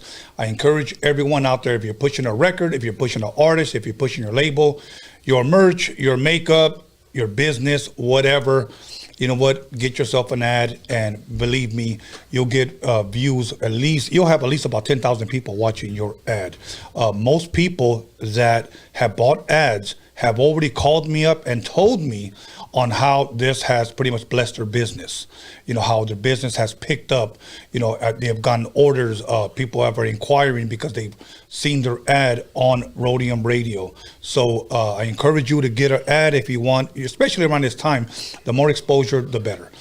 Other than that, Wednesday, follow me at Be Real's podcast, Dr. Green Thumb, at 2 to 4. We're going to go live 2 to 4. He's inviting me. I'll be there with them. I'll be one of his hosts. And then I'll be back same night, 7 p.m. We'll be going live, but we're going to have something special, something different for all you guys that talk crap on the live chat and those that support us. So I'm just keeping it real. That's what you guys are here for. And I'm going to give a big shout out to the Roadium Radio Warriors. But without further ado, please allow me to introduce my next guest, Juro from a long way. You know it, and I appreciate this man's fellowship. There's times we get on the phone and we just talk, so it's a good thing. Without further ado, Pastor David Rocha, also known as Sir Dino, former member of Dark Room Familia. How you doing? Good, man. It's good to be back. Yes. Episode 31. We're in 119 now. 88 episodes later. Yeah. You're back. You know, first and foremost, before I ask you, you know, and we talked about this plenty of times, that before the first time I interviewed you, I got a lot of death threats. I'm going to put a bullet in your head. Don't let this guy on our turf. I mean, who uses the word turf? Like, the last time I heard the word turf was like in the movie Grease, you know. But yeah, don't let that guy this, don't let that guy that. But little did they know that what I knew, that you were a changed man. God had changed your heart, changed your life, transformed you. You were pastoring. Yeah. They didn't know that, and I get it. But those same people that don't let him in our turf and don't did all of those people called me, DM'd me, inboxed me, and told me that interview was awesome. And at least for a year, you had the highest show. I think it was like 64,000, and then Royalty comes along, passes that up. So much love to both of you guys, okay? Royalty, I'm giving you your flowers, okay? But you had the highest for so long, you know? And it's funny because the guy that I was getting death threats over had the highest views of every episode on Roadium Radio, you know, every artist. And I wonder why. You know, I wonder why. But on my end, everybody called me back and was telling me, Tone, that was an awesome interview. I was wrong. You know, God has changed his life. He's not about that life anymore. It was all positive. What was the talk on your end after the interview? Did you hear anything negative, positive about it? I didn't hear anything negative, but before I forget, I know you do shout outs at the end. I got to mention 3 people real quick right out the gate. I just want to give a shout out to Derek Garcia from Albuquerque, New Mexico. Okay. A shout out to Andrew Hernandez out of Tracy. His father right now is in ICU with COVID, and we're just saying prayers for him. And also Jose Rosette, who is an amazing actor, probably the most underrated Chicano actor I know. You know, and he just has a movie out just now. What's the movie called? Monsters of Men. Monsters of Men. This dude, he started his career with us in the very beginning. I promised him I would give a shout out. You got to get him on, man. This guy is like always working, always. You know what I mean? So Jose Rosette, give him a shout out. So real quick, anyways. No, it's all good. What you were saying is I got all positive, man, because believe it or not, and I know that because I've known a lot of times when people live in a big metropolis area, Los Angeles, New York, San Francisco, it tends to become a bubble for them. Yeah. You know, and I understand that you're here in the Los Angeles area and you don't get to see the rest of what's going on in the United States. And I just want you to know you have a huge platform, and I think it's a lot bigger than you think. Or maybe you do know. I don't know. I don't know. People tell me that, but it's a huge platform, you know, and I like, you know, I don't watch every single one. I don't get a chance to, but I do watch a huge part of them, at least parts of them, if I don't have a chance to watch it and what you're doing. I mean, before you started this, like, I like watching Joe Rogan.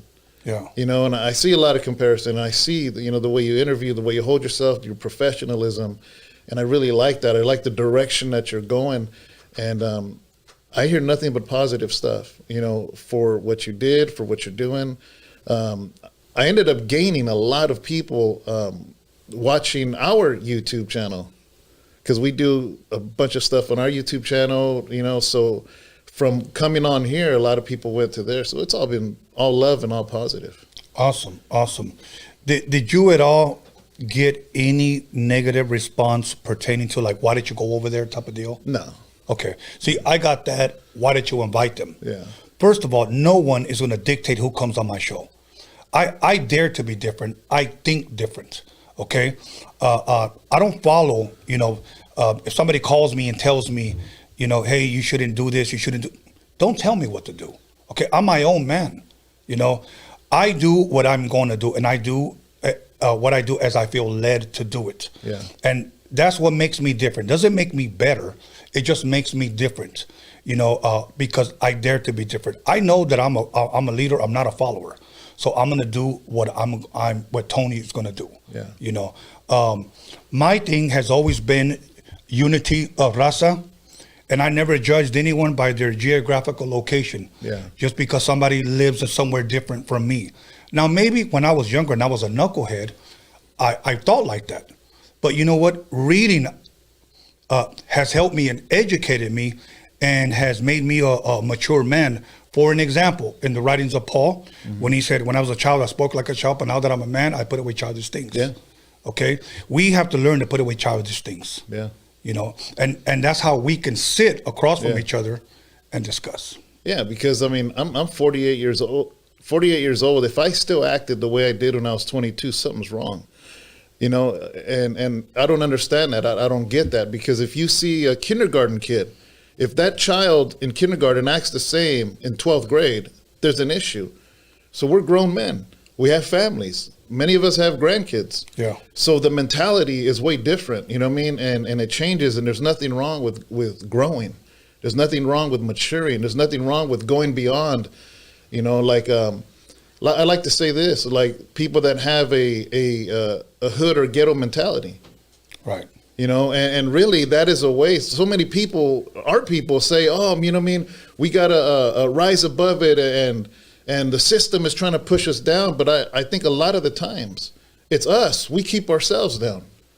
Right. You know, we keep ourselves down. And I'm glad that I'm at a point in my life where I can come, you know, to your show and just vice versa, and just talk and be men. You know what I mean? Yes. And I have a lot of respect for what you're doing and your platform. You're going to do a lot bigger things, you know, and it's outside of the bubble of even California, you know, and I think that's why my music was so far reaching even back then, because even in the Bay Area and the Valley, a lot of the rappers were their mentality was just trying to please the homies. And I'm like, man, I'm trying to sell records in Miami. I'm trying to sell records in Texas and everywhere else, you know. And because of that, it kind of reminds me of what you're saying. You're seeing far beyond, I think, that what a lot of people are. They want to put you in a bubble, and I see a man that's refusing to stay in that bubble. Oh, I'm not in that bubble, and I think people are upset at me for not being in the bubble. But you know what? You don't pay my bills, and ultimately, you know, I don't have to answer to you. Yeah. You know, there was. Well, I'll leave that alone. But I see the bigger picture, and I want to move forward. I mean, I want people from all parts of life. If one day they want to come here and sit across from me and talk to me, they're more than welcome. You know. So, but so let me ask you this. So now, how long now have you been pastoring? I've been pastoring for 9 years. Got out of federal prison in 2010. Started the church in 2011. Wow. And it's been ever since then. So you felt the calling to pastor that fast? I felt the calling in prison. So I served 6 years. I went in 2004, and I felt a calling to pastor, to preach, not to pastor. I felt a calling to preach maybe 2 years in, and I argued with God. I'm like, don't make me do this. Like, I had spent all my life, my adult life, in the limelight, you know, doing concerts and shows and studio and record covers. I'm like, the last thing I want to do is be in front of people preaching, you know. And God's like, well, so you're gonna do it for the enemy, but you can't do it for me, you know. So I mean, there was a lot of struggle, you know what I mean. Honestly, I didn't want this mantle, man. I didn't want it. Now I'm thankful for it, right? But in the beginning, I didn't jump for it. I didn't want it. You know what, David? Look, this is what you just said. This is what it reminds me of. Okay, you look at Moses. Okay, and I know because, and I said this before, I may look dumb, but I'm not dumb. You said that last time. Okay, Moses didn't want to go talk to Pharaoh. Yeah, he was already 80 years old. So that tells me it doesn't matter how old you are. Yeah. Okay, he didn't want to go. God spoke to Jonah and said, you're going to go to Nineveh. He didn't want to go. Yeah. He went the opposite direction. God spoke to Jeremiah and he said, you're going to go. No, I'm not going to go. I'm too young. I can keep going on and on and on. And everybody that was called by God, guess what? They didn't want it. Yeah. Here's the issue that I have today with today's so-called prophets. And I'm just going to keep it real with you. Everybody's lined up to be a prophet because there's profit in it. That's good. Okay? Yeah. Back then, they didn't want it. Yeah. Because they knew if they get caught in a false prophecy, if they prophesied something and it didn't come to pass, they'd get stoned, they'd get killed. Yeah. They'd be known as weirdos, as crazies, loonies, loners. Mm-hmm. Okay? Today, they're celebrities. Yeah. You know, if you have to put that I'm an apostle or a prophet on a card and hand them out, most likely you're not. Yeah. That's a pet peeve of mine when I see that myself, you know, because it's something very serious. Yeah. You know, it's very, very serious. And I like the way you say it. So I'm going to end up preaching a sermon titled that. I'm going to take that. He's biting my style. No, we're good. We're good. But you know what? That's what I read. All of these people didn't want it. Yeah. All of them. You know, I was at Venice Beach several years ago, and there was a guy there. And believe me, I believe he meant well. I truly do believe he meant well. He had a sign that said, Jesus loves you. And he was telling everybody, you want love, joy, peace in your life. Give your life to Jesus. Yeah. Love, joy, peace in your life. And here's what I think he messed up. Everybody will love you. Oh. You know, yeah, he had that, you know, it's all love, it's all peace, it's all this. So me, you know, being a smart aleck, I went up to him and I said, so if I give my life to Jesus, everybody will love me. It'll be love, joy, and peace. And he said, yes. And I said, what happened to all the disciples? Yeah. They were all killed. Yeah. They were all killed. And he said, well, that was his best answer that he can give me. Yeah. So, and I know he meant well, but I think sometimes we have to really think about the message that we're preaching. Now, I'm going to be real with you, David. I don't go to church. I don't go to church, but I do study and I do read. I said that to say this, that most churches that I've attended, and I know I'm probably speaking to some people out there that feel the same way as me. Yeah. I don't trust some of those pastors, and I think some of these churches are jokes. So it's very, very hard for me to go somewhere and take it serious, because a lot of these pastors today, I think, are trying to be celebrities. You know, I said this one time, and only one person got it.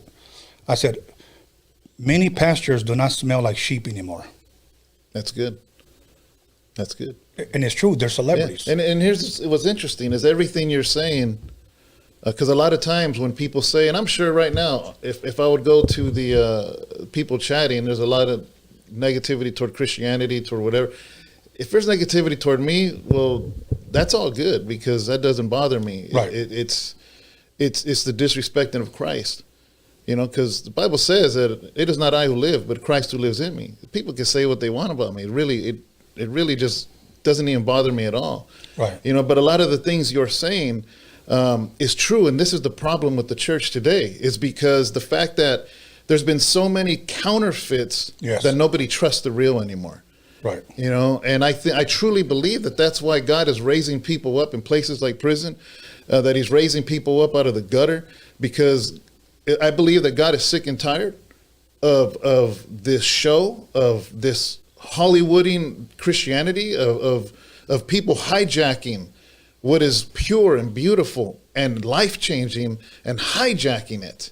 You know, that God is saying, you know what, I'm going to raise somebody up that has nothing, so that way I can use them and they don't get big-headed. Right. You know, and that's my thing. You know what I mean? I've heard comments before in the past where people say, oh, he went from rapping to preaching because he couldn't make money rapping anymore. You know what I mean? And I'm just like, are you serious? Like, I pastor an inner city church that brings in enough money to pay the rent. Like, I don't get paid. I'm not on payroll for my church. And I say to my congregation all the time, I tell them this all the time. I said, you know what? Nobody's going to dictate what I preach, because I'm going to preach the word of God. I don't care if it offends you, because I ain't getting paid anyways. Right. I'm not getting paid anyways, because the moment a pastor starts getting paid like that, all of a sudden somebody gives a big check. They want to influence what the pastor preaches. And I'm just like, you know what? I will make the money I need to pay my bills and take care of my family outside of this pulpit. Yeah. That way I'm not compromised when I stand behind that pulpit.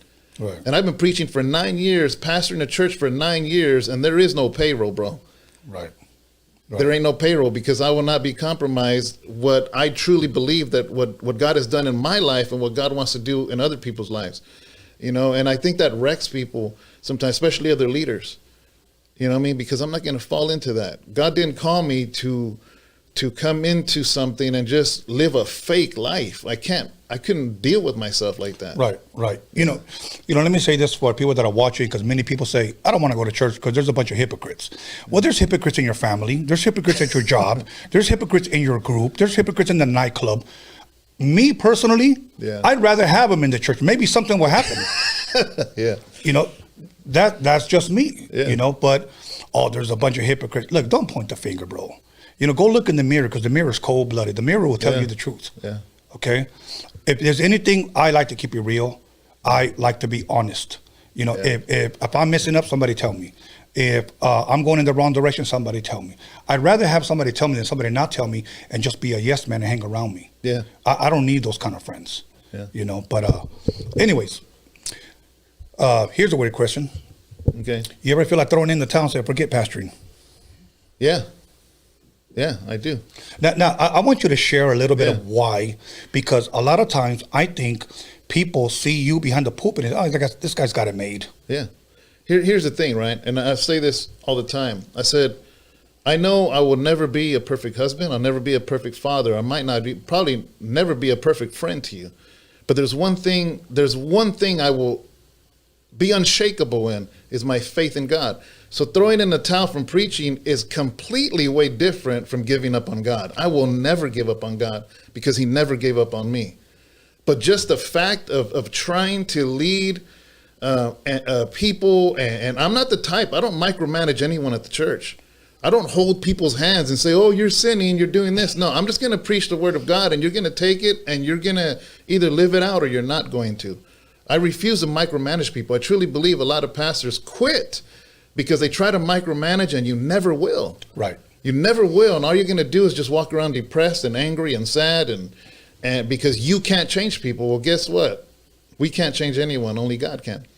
So there's times where, because I know God has called me to author books. I know God has called me for other things. And sometimes I'm just like, man, you know what? That is so much easier than than dealing with people, because people are the hardest thing to deal with, you know. But be honest with you, that's usually on a Monday. And by Sunday, let's go again. Let's keep going, you know. And if it wasn't for the strength of God, that's why that scripture says, you know, that I can do all things through Christ who strengthens me. Because I understand and I know. Because every time I feel like this is too much, somebody new will come in broken. Like I literally had one guy come in and something bad happened to where he lived in another state. Something really bad happened. I think some people died. And he knew he was going away. And he just showed up. He showed up at my church and looked very skittish, where I thought, I mean, because threats are real, you know what I mean? And I don't know what people's intentions are when they walk in the building. You know, and basically he says, man, I did something bad. I did something real bad. And I didn't want to ask. Yeah. He goes, but I know I'm going away. I'm probably going away forever. I just want to give my life to God. I just watch you. I only trust you. I don't trust anybody else. I trust you. Can you please? I don't know how to do it. Can you lead me to the Lord? And it's things like that. People that come like that. People that come broken, that almost gives me a second wind every time. And I'm like, that's why I do this. That's awesome. Yeah. And coming from your background, you know, if people, you know, it's funny because I remember when you left and a couple of days later, I went on the YouTube and I looked up your videos and I was like, it was hard to believe that I was sitting across from that guy. Yeah. I was like, that dude right there. Yeah. You know, but I'll tell you what, one thing that a lot of people may not know, or some people do, in your music, correct me if I'm wrong, you never cursed. No, never did. Okay, you never cursed at all your songs, okay? Never, or disrespected women. Or disrespected women. Yeah. Correct me if I'm wrong. What about drinking and smoking? You ever? Never drank. I see some of your shows, man. It's a little bit too much sometimes. Never drank. Never smoked. And I know that confuses people. They're like, wait a second, you were a drug dealer? You went to federal prison? You got felonies and all this stuff? Yeah, I did. You know, but there's reasons for all that. There's reasons. I saw my mother crying way too much because my dad used to be an alcoholic. Now he's a member of my church. Your dad? Yeah. He got saved when I was 8 years old. You know, but up until that point, all I would see was my mom cry. And then one of my older brothers, all he did was drink. He'd end up in jail, get DUIs, wreck his car. One time he wrecked into a tree. The car burst into flames out in the country. If it wasn't for neighbors that heard and pulled him out, my brother would have died. So seeing that, my mom would like cry and cry. And I was like, I'm never going to make you cry, Mom. I'm never going to make you cry. I'm never going to be like that. I'm never going to drink, you know? And so I was so stubborn about that by the time I was 17, 18, 19, when your homeboys are like, come on, I just wanted to prove them wrong. And really? I never did it, you know? Some people say, well, you're the worst kind of drug dealer then, because most dealers, they deal drugs to supply themselves. And they're like, you're the worst kind. I'm like, well, probably, man, because I was a very wicked-hearted person. All I cared about was money. I wasn't addicted to drugs, but I was addicted to that, to make money, you know. So I didn't cuss on music because I had my daughter when I was 17 years old, and I said, I was dumb in a lot of things, but one thing I wasn't dumb of is the fact that this little girl is going to grow up someday and listen to Dad's music. And I didn't want to ever do something that I would be embarrassed of. You know, you got to understand the women in my family were huge. You know, Mexican families, man, the women, the abuelita, the tias, the moms, you never want to disrespect them.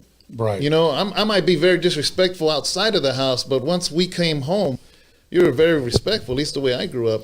Yeah, same here. Yeah. We couldn't curse. And I remember one time I cursed and my mother looked at me. She goes, dale otra vez, a ver si no te rompo el hocico. Like, I was like, okay, I'm sorry. Yeah. Like, seriously. Like, I feared more my mom than my dad. Yeah. You know, and my dad was a tall dude. I have a brother that's taller. But my mom just gave me those eyes, and I was like, okay, you know. Yeah. But that's why people got tripped out. Like, how do you do gangster rap without cursing? I said, by being creative. I said, every time you put a curse word in there, you're just being lazy. I said, that's a lazy way to express yourselves. Right. You know right. what I mean? And I still say that. I still say that now. Like even like if people comment or people say something, I'm like, man, be creative, man. Don't be lazy and just. Right. It's the same stuff, you know what I mean? It's the same stuff. Yeah. People think cursing is keeping it real. That's what they think. No, it's just a lazy way of talking, lazy way of communication. You know, and there's one thing that I wanted to touch on once again. Out of all the records, the record label, and the movies, Yeah. nobody was doing that during that time. Nobody was, and I think you guys had about 8 movies, if I'm correct. Now, Yeah. whether people liked them or not, those movies were done, and nobody else was doing that. Yeah. So I believe, and many people believe, that you guys were ahead of your own time. Yeah. You know, but there came a time where, by your own admission, that God called you. Yeah. God called you. And let me ask you this. You get out of prison, and I know we're kind of recapping a little bit of what we shared last time. You get out of prison, God calls you to pastor. Was there ever a time where you were just trying to back out of it? And I don't want this. I know you shared that, but how long did you wrestle with it before you just gave in? As far as pastoring? Yeah. I think all that wrestling happened while I was incarcerated. Okay. That by the time I came out running, you know? Okay. Looking back, starting a church 9 years ago, being fresh out for 1 year, it was probably a mistake. I wasn't ready for it. It's one of those things because I had went to, I found a correspondence Bible college that would help inmates with cheaper prices, and they would send things through mail, and I did the syllabus and the courses, got my degree, working toward my second degree, and it was there where I thought I was ready to pastor. And then I come out and deal with real people. Whole different ballgame, you know? So there was a lot of times that just looking back, I'm like, I can't believe I'm still here. I can't believe I did it. I've learned a lot, matured a lot. You know, like, you know that movie 5 Heartbeats? Yes. Remember that? Yeah. There's an amazing quote toward the end when the one guy, the lead singer, he knew his brother was cheating with his wife. And he goes up to get the reward, and he goes up and he says, you know what? He goes, I want to thank you for the reward, blah, blah, blah. I don't remember exactly verbatim what he said, but he said this. He says, you know, when I was young, they told me you would be, you're a great singer. But once you go through some heartbreak, you'll be an amazing singer. And I say that to say 9 years ago, the David Rocha, the start of the church, you know, there was no heartbreak in it. There was no blood, sweat, and tears in it. 9 years down the road now, I've gone through enough to know and understand what my calling is and what it is I got to do no matter what anybody says. Right. I understand it now. Right. When you first started, did you ever hear any backlash from the neighborhood? Oh, this guy just ran and hid behind the cross. Yeah. Oh, yeah. Yeah, I heard that. Even in prison, I heard that a lot. You Really? know, in prison, when I was fighting my case, they're like, oh, you're going to forget about God once you get sentenced. And then I get to prison, they're like, oh, you're going to forget God once you go down to a lower level. And then I go down to camp, oh, you're going to forget God once you get to the halfway house. And then I get to the halfway house in Oakland, they're like, oh, you're going to forget God once you hit the streets because there's girls out there, there's this, there's this, there's this. I've been out for 10 years now. Yeah. I'm going stronger than ever. You know what I mean? Because it's just, I know who I am and I know what I'm called for, and that's it. You know? Was it, because I don't know, so I ask, was it hard to get a congregation, people to come? I think in the beginning, a lot of the people that are there now weren't there then. I think in the beginning, it was more of a novelty thing. Like, oh, Sir Dino's a pastor? Let's go to Sir Dino's church. Right. You know, I think it was a whole different reason why people came. I got to be honest with myself. I think it was just a novelty to go to Sir Dino's church. I think now it's different. You know, it's way different. I got people in the church that don't even know that I'm Sir Dino. Like, they're probably watching today. And that's like, a good thing. That's a good thing. You know, we got, families and grandmas there and mothers and fathers and you know, so We got families now. Now, don't get me wrong. There's people that still come out of my lifestyle that still come, because here's the thing, man. Once you've been locked up or you live the street life, you know what's real. You can see right through people. Like little kids, they see right through you. Same thing with people from the streets, you know, and it's like same thing with people that are watching here. I know they're just like, man, I've seen people in televangelists and this is different. What's different about it? And I'm telling you, that's what's real, because you know what's fake or real. I believe that you're telling me these things about how your views are toward church and stuff, because I believe that you see something different right here sitting in front of you. Absolutely. And before we go to break, I'm going to tell you something. And correct me if I'm wrong, okay? And this is what I told you. I said, look, I don't see you like Sir Dino. I don't see you like David Rocha. I see you, when I spoke to you, when I talked to you, as a man of God. That's what I see, okay?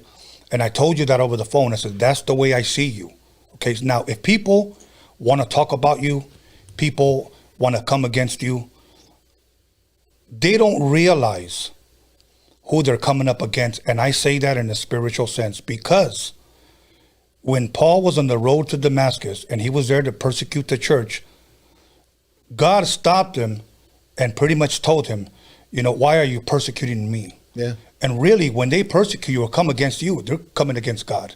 Yeah. And let me tell you something. I don't care what hood you're from, what gang you're from, or what mafia you're from. You never want to go up against a man of God.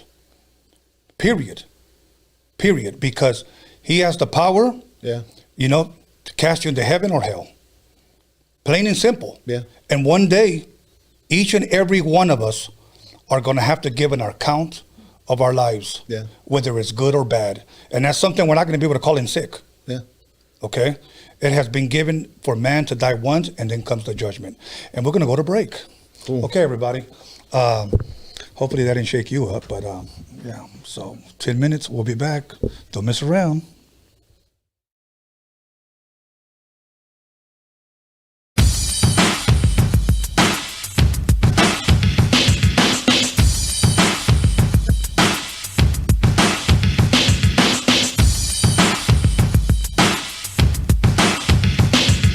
Call somebody, text somebody, slap the shit out of somebody. Let them know that Roadium Radio is live up in this Roadium Radio.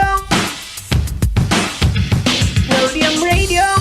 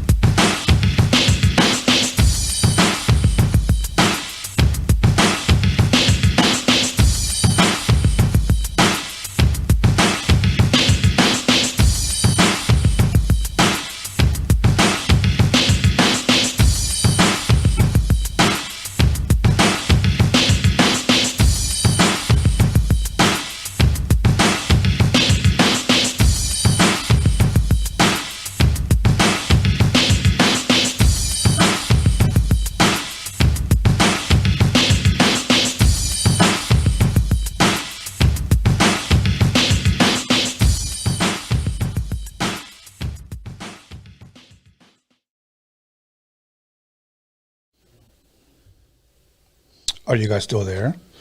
Hey, anyways, listen. Wednesday, meet me over there at B Reels.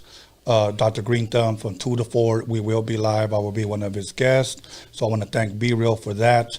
And then we'll be back the same day, Wednesday, here live. We're going to have something special for you guys. Other than that, DOCUMIXERY /ads, DOCUMIXERY /ads. If you want to buy an ad, you guys seen all the ads that I've been playing. People have been buying them. So get at us. Believe me, it'll help your business, your merch, your makeup, whatever you're slanging. It will help. So with that being said, let me go ahead and jump right back into it with David Rocha, a.k.a. Sir Dino, former member of Dark Room Familia. Thank you once again for being here. I had a great first half. We're going to keep it pushing. So now, you know what? You brought something up interesting that I haven't seen yet, but I want to see it. The Netflix Selena. Yeah. Your opinion, because you're a movie guy. I'm a movie guy. Yeah, I love movies. Okay, so tell me your opinion on that. I think it was an amazing show. It's really good, very well made. Okay. I think, first of all, a lot of people don't know that Christian Serrato, the one that's playing Selena, I mean, she was a huge part of Walking Dead. So she didn't just come out of nowhere. She's I believe she's from Pasadena or somewhere down here, but she's a Chicano, man. Okay. She had a huge part of Walking Dead. Now she gets a chance to star in this, epic show about Selena. And I think, first of all, people got to give her a shot because she has two things against her. Number one, how do you live up to Selena? And two, how do you live up to Jennifer Lopez playing Selena? So just the fact that she has to, there's two landmarks that she has to, that's hard. Those are some big shoes to fill. Exactly, exactly. But it was funny because my wife was showing me a video by Suzette, Selena's sister, who loves the show. And she goes, some of those parts, the music, the hair, the clothes, she goes, it was exactly the way it was. I saw a picture of Selena getting her first award with really curly short hair. But people were clowning Christian Serrato, the one that's playing Selena now, because they're saying, oh, the hair. And I'm just like, are these young people that they think Selena's J-Lo? Like, that's all they know about Selena. Right, you know what I mean? right. Because from what I see and the little bit I know about her, it's pretty accurate from what I know. Obviously, none of us were, only the family really knows what happened. But my major thing was this, man, is the fact that how many shows do we have that are our people, and the first thing we do is tear it down? Like, as I'm watching the show, I'm happy for Christian Serrato. I'm happy for all of those actors, Latino actors, that are actually getting to be in a part in something huge and something big. And what's the first thing? Is we start putting it down. Yeah. And that ain't right. How are we ever going to climb out of whatever hole people want to bury us in if we can't actually support our own people? And that's something that I've discussed with many artists here, because we are pros at tearing each other down. Yeah. And Latino comedians have said that, artists have said that, and it's true. We would rather support someone else than our own. Why is that? Only them and their heart. Only they can answer that. For an example, I spoke to someone earlier this week, and here's what I said. If I see somebody winning, it brings me joy. Yeah. I'll clap, especially if I help shine light on that. I don't go around bragging and saying, I was a part of that. No, I know what I did. Yeah. But if I see them winning, that's how I feel. Yeah. Okay. But I don't know what is it in a person's heart that sees somebody winning, somebody shining, that's worked hard for it, and then they say, I can't stand that bastard. Yeah, it's weird. It's very, very weird. Yeah. It just, I'm going to share something with you before we get into your books that I found it very weird when I read it. Okay. I want you to think about this, David. Yeah. Jesus raised Lazarus from the dead, right? Mm-hmm. He was already dead 3 days. Yeah. And he was stinking. Okay. Raised him up. He lives. Everybody sees him. Awesome miracle. Think about that. Yeah. I want the listeners to think about that. that you see somebody being raised from the dead after 3 days. Okay. That's crazy.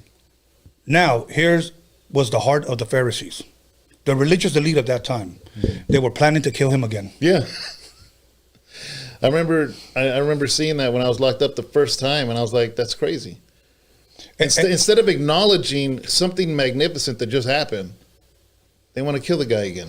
And it's the same thing today, in a sense. And I say that to give people an example, that maybe there was a person that was a nobody, a nothing, that people, the world considers a nothing, a nobody. His career's dead, and he blooms. Yeah. And instead of saying, wow, I seen that guy come from nothing. Yeah. No, they just say, I can't stand that fool. Yeah. Like, I don't understand what you have in your heart that causes that. So, yeah, I don't understand it either.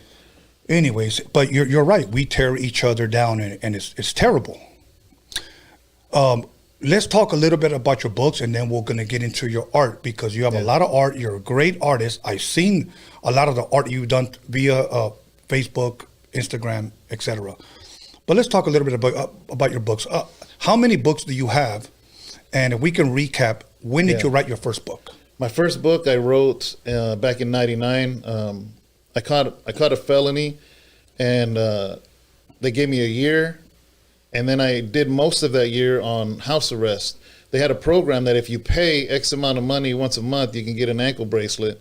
So I paid it. I mean, I was at the peak of my career, so I had the money to do it. Why sit in a jail somewhere? And I'd always wanted to write a book. I'm a voracious reader. I like reading. So I took that year. Well, it wasn't a full year, but those months, and I wrote my first book, Midst of My Confusion. At that time, I published 1,000 books.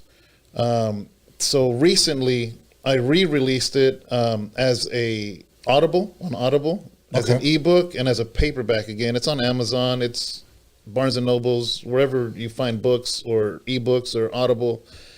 And then I I told my story on this one. Okay. This is Lost in the Storm. It's also my life story. It's also an ebook. I'm trying to get to the point of doing the Audible for it. Okay. Another book I have is this Alfonso Gomez. I helped publish and write this one also. Okay. With Alfonso Gomez. It's his story. Amazing story. When he came at me with it, I'm like, man, we got to make this into a book. The third thing I got, since you're a movie guy, is I did a Christian film. How long ago did you do this? 2013, I believe. I think 2013. I actually had A.L.G star in it. Okay. And Jose Rosette, the actor I told you about, and I wanted to gift this to you. Awesome. So you said you like physical copies. Yes, most definitely. That movie, Always With You, is free on YouTube. All you got to do is type in, I think, Always With You official film or official movie. And like I said, A.L.G stars in it. Jose Rosette. Sylvia's in it. There's a lot of us. Awesome. And you directed this? I directed it, edited along with Scott Youngkite. He's a good friend, also another pastor. We wrote it together. We filmed it together. I edited. That's awesome. Yeah. Subtitles in Spanish. Yeah. That's awesome. Yeah. Okay, everybody, you guys, Always With You. You guys can watch it on YouTube. Yeah. So that's dope. So how many books total do you have that you've written? Two that I've written, but altogether 4 that I've helped publish. Okay. Yeah, this one and another one with Dale Trujillo. Okay. So yeah, there's 4 books that we've published now. Can we expect more books in the future from you? Yeah.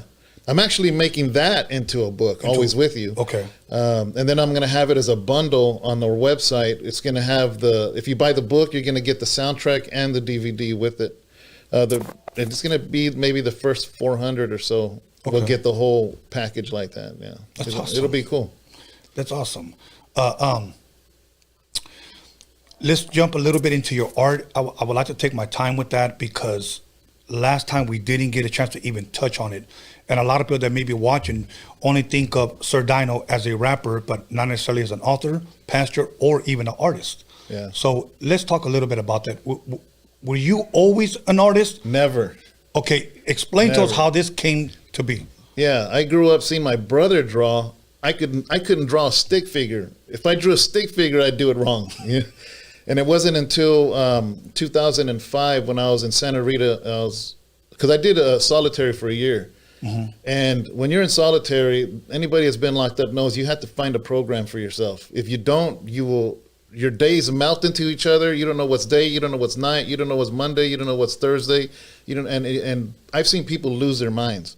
So you got to have a program. In other words, like for instance, you do breakfast and then you clean your cell and then you write letters and then you read letters, then you read a book, and then, so you find your program for the day. It's what keeps you sane.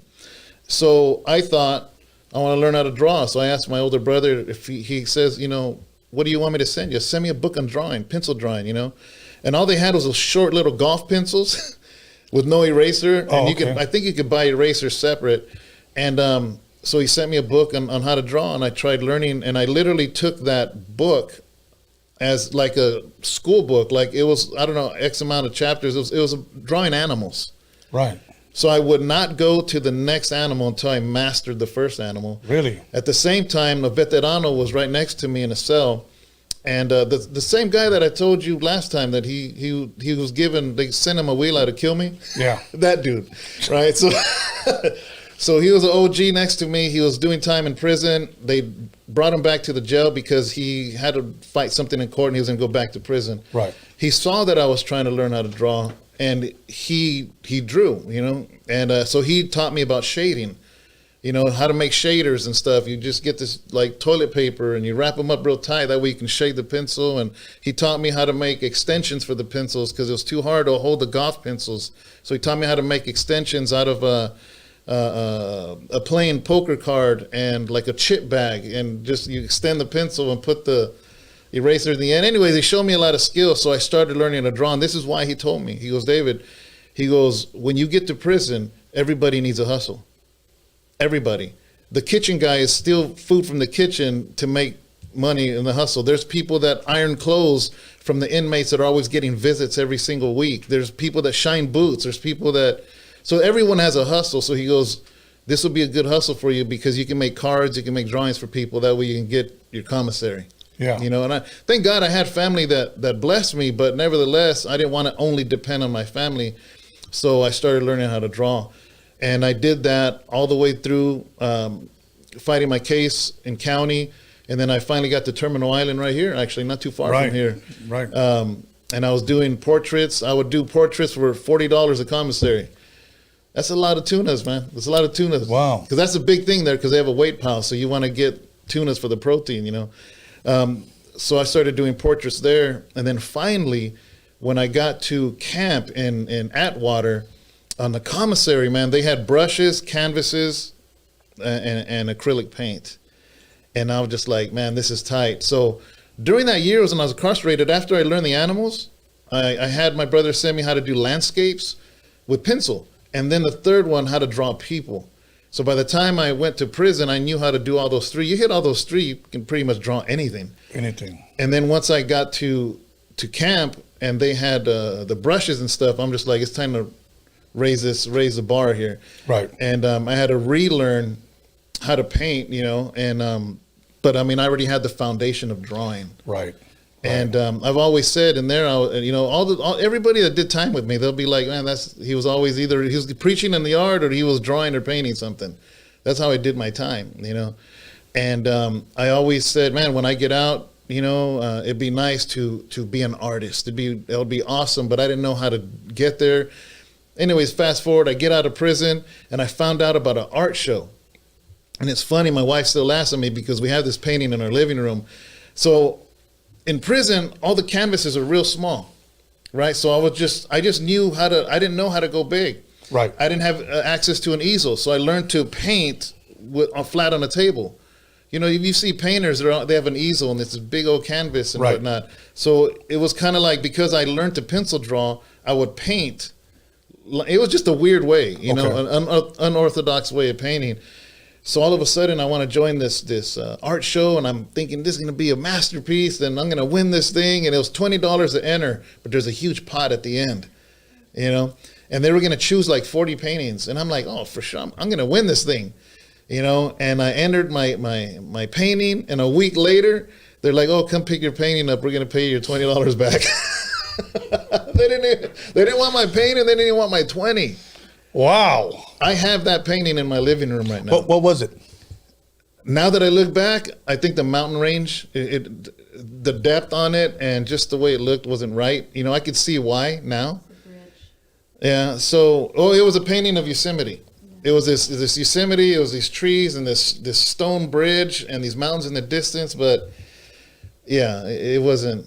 I can see why I was giving my 20. But when I was giving that 20, I put my stuff away for like a year. I said that I'll Really? never do this again for a year. I was like, I'm done, you know. And then once in a while, if it came up, I would do a portrait. I'll do somebody's pet, you know, like maybe 3 paintings a year. And it wasn't until maybe 2 years ago that I was between jobs, and I had a few things lined up. And you know what's weird is a lot of times you got to put in years to get better. Yes. Yet there was a long pause, but all of a sudden I did this portrait, and it came out way better than I thought. And don't get me wrong, there's always more to evolve. Right. 5 years down the line, I'm gonna look at what I do now and be like, what was I doing? You know, but that's just progression. But nevertheless, you know, I was like, man, this is cool. And somebody was like, man, that's nice. I want one. I want this, or I want that. Next thing you know, it's like I'm backed up 2 months. Really? Yeah. So here's the thing, man. God will bless you. I told you I don't take a payroll at the church. I don't make money off the church. At the same time, when I was working full time, it was a huge strain on me, because it's like, man, it's really hard putting in 40 hours somewhere, plus the commute, plus pastoring a church. I'm like, God, something's got to give here. And all of a sudden, between jobs, I'm doing these little paintings, and it just started making sense to just stay home and paint, because I started making more doing that than working 40 hours. Wow. You know, and don't get me wrong. I mean, there's a lot more to go, but I'm on a good run right now, you know. And it's crazy the fact that when I came here, I didn't even mention it. Right. I didn't even mention it at all, because I was so excited just sharing my testimony, talking about God, and I didn't even mention what it is that put bread on my table, you know. Like the books and stuff, that's a blessing and all that, but my bread and butter is my art, you know. And I'm hoping someday, you know, like, it's funny because there's artists that say, oh man, you know, to be in the Louvre in France where the huge paintings are, but for Chicanos, at least for me, man, the reason I brought up Cheech is probably the biggest art collector of Chicano art in the world. Like, what I heard is he wants to, with the city of Riverside, open like some museum of Chicano art or something like that. That would be awesome. You know, so I'm just like, man, I can't wait for the day to Cheech to get a hold of me. So if anybody knows Cheech, just saying, man. You know, but I've learned a lot. I've learned a lot about local artists. There's a huge Chicano art, you know, here in Los Angeles, huge. San Diego. Yeah. We went to Chicano Park for the first time. When was that? 2 years ago? That was amazing. Like, I've heard about it all my life, you know, Lowrider Magazine and things like that. I would see that, you know, but we finally got to go and just walk through under the freeways and see all that beautiful art. You know, San Francisco, San Jose up north has a huge just art, you know, and it's been amazing. You know what I mean? It's been amazing. And what's transpiring, I'm now in 2 galleries. One in Stockton, where I live, is called the Galleria. Another one is in Jamestown. Most people know Jamestown because of prison. Right. But actually, there's a little town, historic town of Jamestown. There's a gallery there. As of last week, they gave me a whole section now. So it's going in a really, really good direction, actually. Awesome. So how many years total now have you been? I've been painting. I started drawing in 2005. Okay. But I started painting in 2007, end of 2007. Okay. So that's 13 years. So, and you brought some of that art with you? Yeah, I did. Yeah, okay. I did. You care to show it off? Yeah.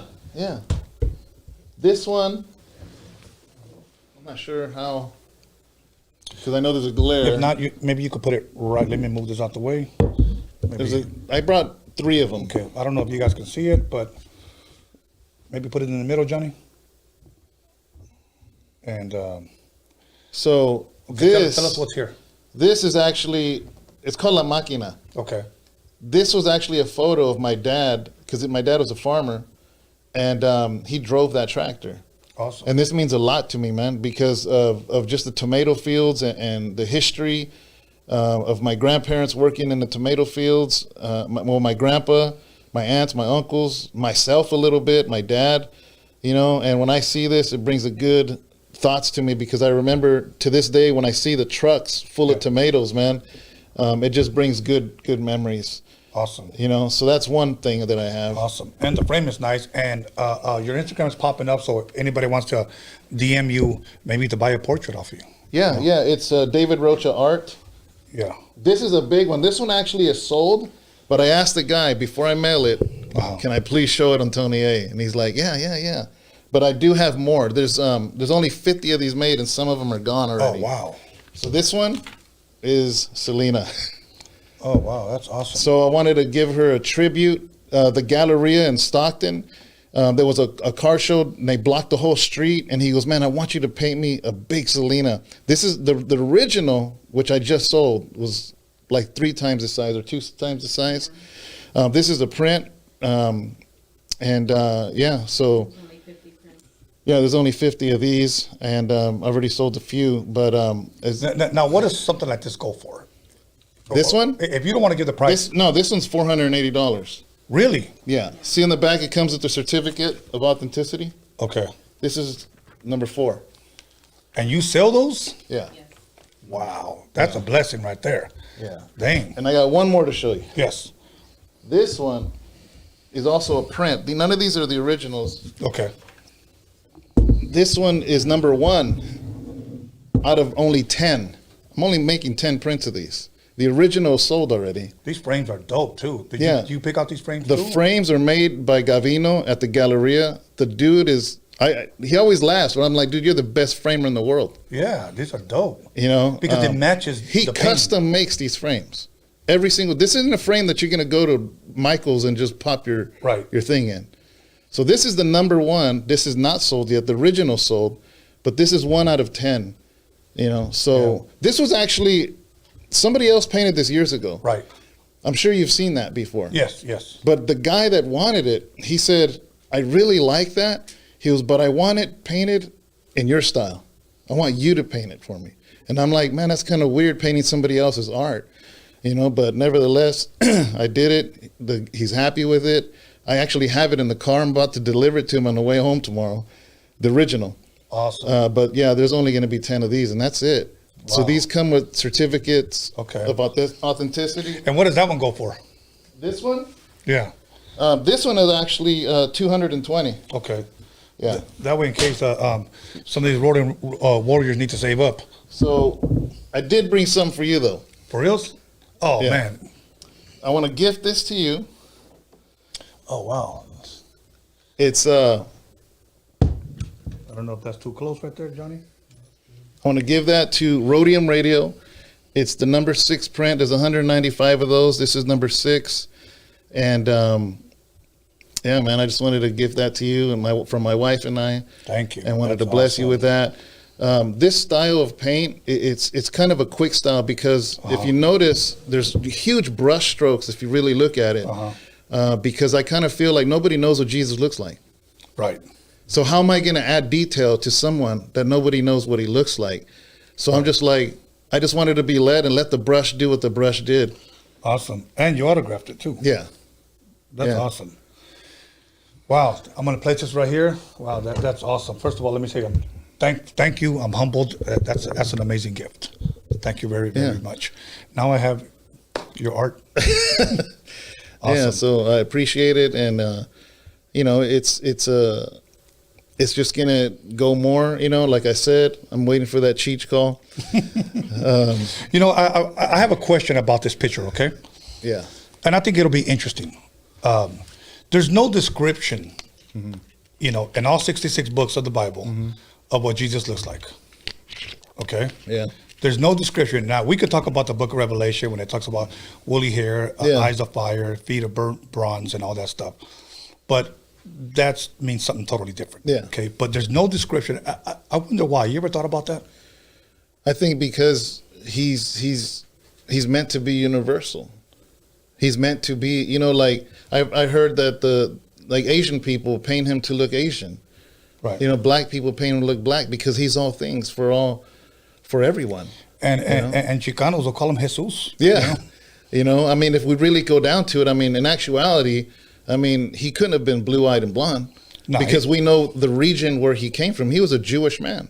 Yeah. You know, so we don't know what he looked like, but we can guess by just the region and the geographically what he looked like. Right. But Isaiah 53 does describe that he was somebody that wasn't anything special. Right. You know, and I think it was important for it to be left like that. Yeah. You know, I agree. But one day, I guess if people are blessed enough, they'll see him, right? Yeah. Yeah. Well, some will. I think everyone's going to see him regardless. The Bible says every knee shall bow and confess that Jesus Christ is Lord. Whether you're going to bow now or bow later, I'd rather bow to him as my Lord than bow to him later as my judge. Wow. You heard that here on Roadium Radio. So, no, I'm glad you're sharing that, because I do believe that there's people out there that totally expect this interview to take a different turn, but really you're ministering to people out there that need to hear it. Yeah. You know, there's probably somebody out there that maybe at one point either was suicidal now, or going through something, and they're looking for hope. Yeah. You know. Yeah, and I understand even those that are commenting negatively. I get it, man. It's something fun to do. It's Sunday night. You're bored. You probably got no girlfriend, so you're just sitting there bored, and it's just fun to just. But here's the thing. Here's the reality of it. All fun aside, man, is that if you truly are broken, if you truly are looking for a better way in something, man, I don't. It doesn't matter what you said about me in the comments. It's all good.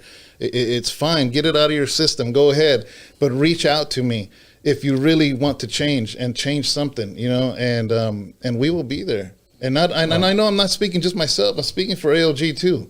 Right. You know, he leads a group out of his home too. So he shares his heart, shares his life too. You know, and there's other men and there's other women in the church that are willing to answer these messages. You know, all fun aside, you know, I get it. You know, it's right. Funny. It's funny to say what they want to say, but the reality is that most of the time people are broken and they're lonely and they're hurting because the hurt people hurt people. Right. You know, and they don't want to see you happy, so they want to hurt you with comments, and they don't want to see me happy. And here's the thing. I don't live in this bubble of Chicano rap. God has brought something amazing to my life, you know, and regardless of how many days I have in my life, whether I live to tonight or another, you know, couple decades, it doesn't matter. I feel fulfilled and I feel happy and I feel joy, and I have an amazing partner in my life, and I have kids that I love, and parents. I still have both of them, you know what I mean? So I can't be sitting around negative and waste my time with that, man. Life is too good to waste the time on negativity, because the fact is we're all going to check out someday. And I don't want to check out from this world just being a hater and being angry and being bitter all the time. I mean, what do you want to say in your tombstone? He was hard, but he was also a hater. Yeah. Like I don't get it. You know. Yeah. Here's my thing. One day when I'm long gone, I want to be missed. I really do want to be missed. Yeah. That way I know I made some type of impact in somebody's life. Yeah. You know, I've known people, sad to say, that have passed away, and people still talk trash about them. Yeah. You know, I don't want that to be my legacy. You know. Exactly. I was 22 years old when somebody told me this, and I never forgot it, because at that time I was still trying to be from the hood, as far as, you know, trying to be a knucklehead. I'll just say it that way. And this man, I don't consider him a Christian or whatnot. I consider him a man of God. Okay. Mm-hmm. And here's what he told me. He said, if you were to die today, do you think you'll go to heaven? That's what he told me. And I said, here's was my answer. Hell yeah. Yeah. So he said, oh, why do you think that? And I said, well, because I believe my good outweighs the bad. Yeah. That's what I said. I believe my good outweighs the bad. Like if God had a scale, yeah, you know. And then he said, really, you think so? He said, well, I'm going to tell you something. He said, there are no good people in heaven. Yeah. That's what he said. That's what he told me. Now, it shocked me when he said that because I thought I was good enough. Yeah. He said, there are no good people in heaven. So I didn't know what to say. And so I said, well, who's in heaven? And here's what he said. Those that have been forgiven. That's good. And he said, have you been forgiven? That's what he told me. That's powerful. And let me tell you, it rocked me because I didn't have a comeback. Yeah. And I was one of those guys that could freestyle lies. I could freestyle anything, but I couldn't.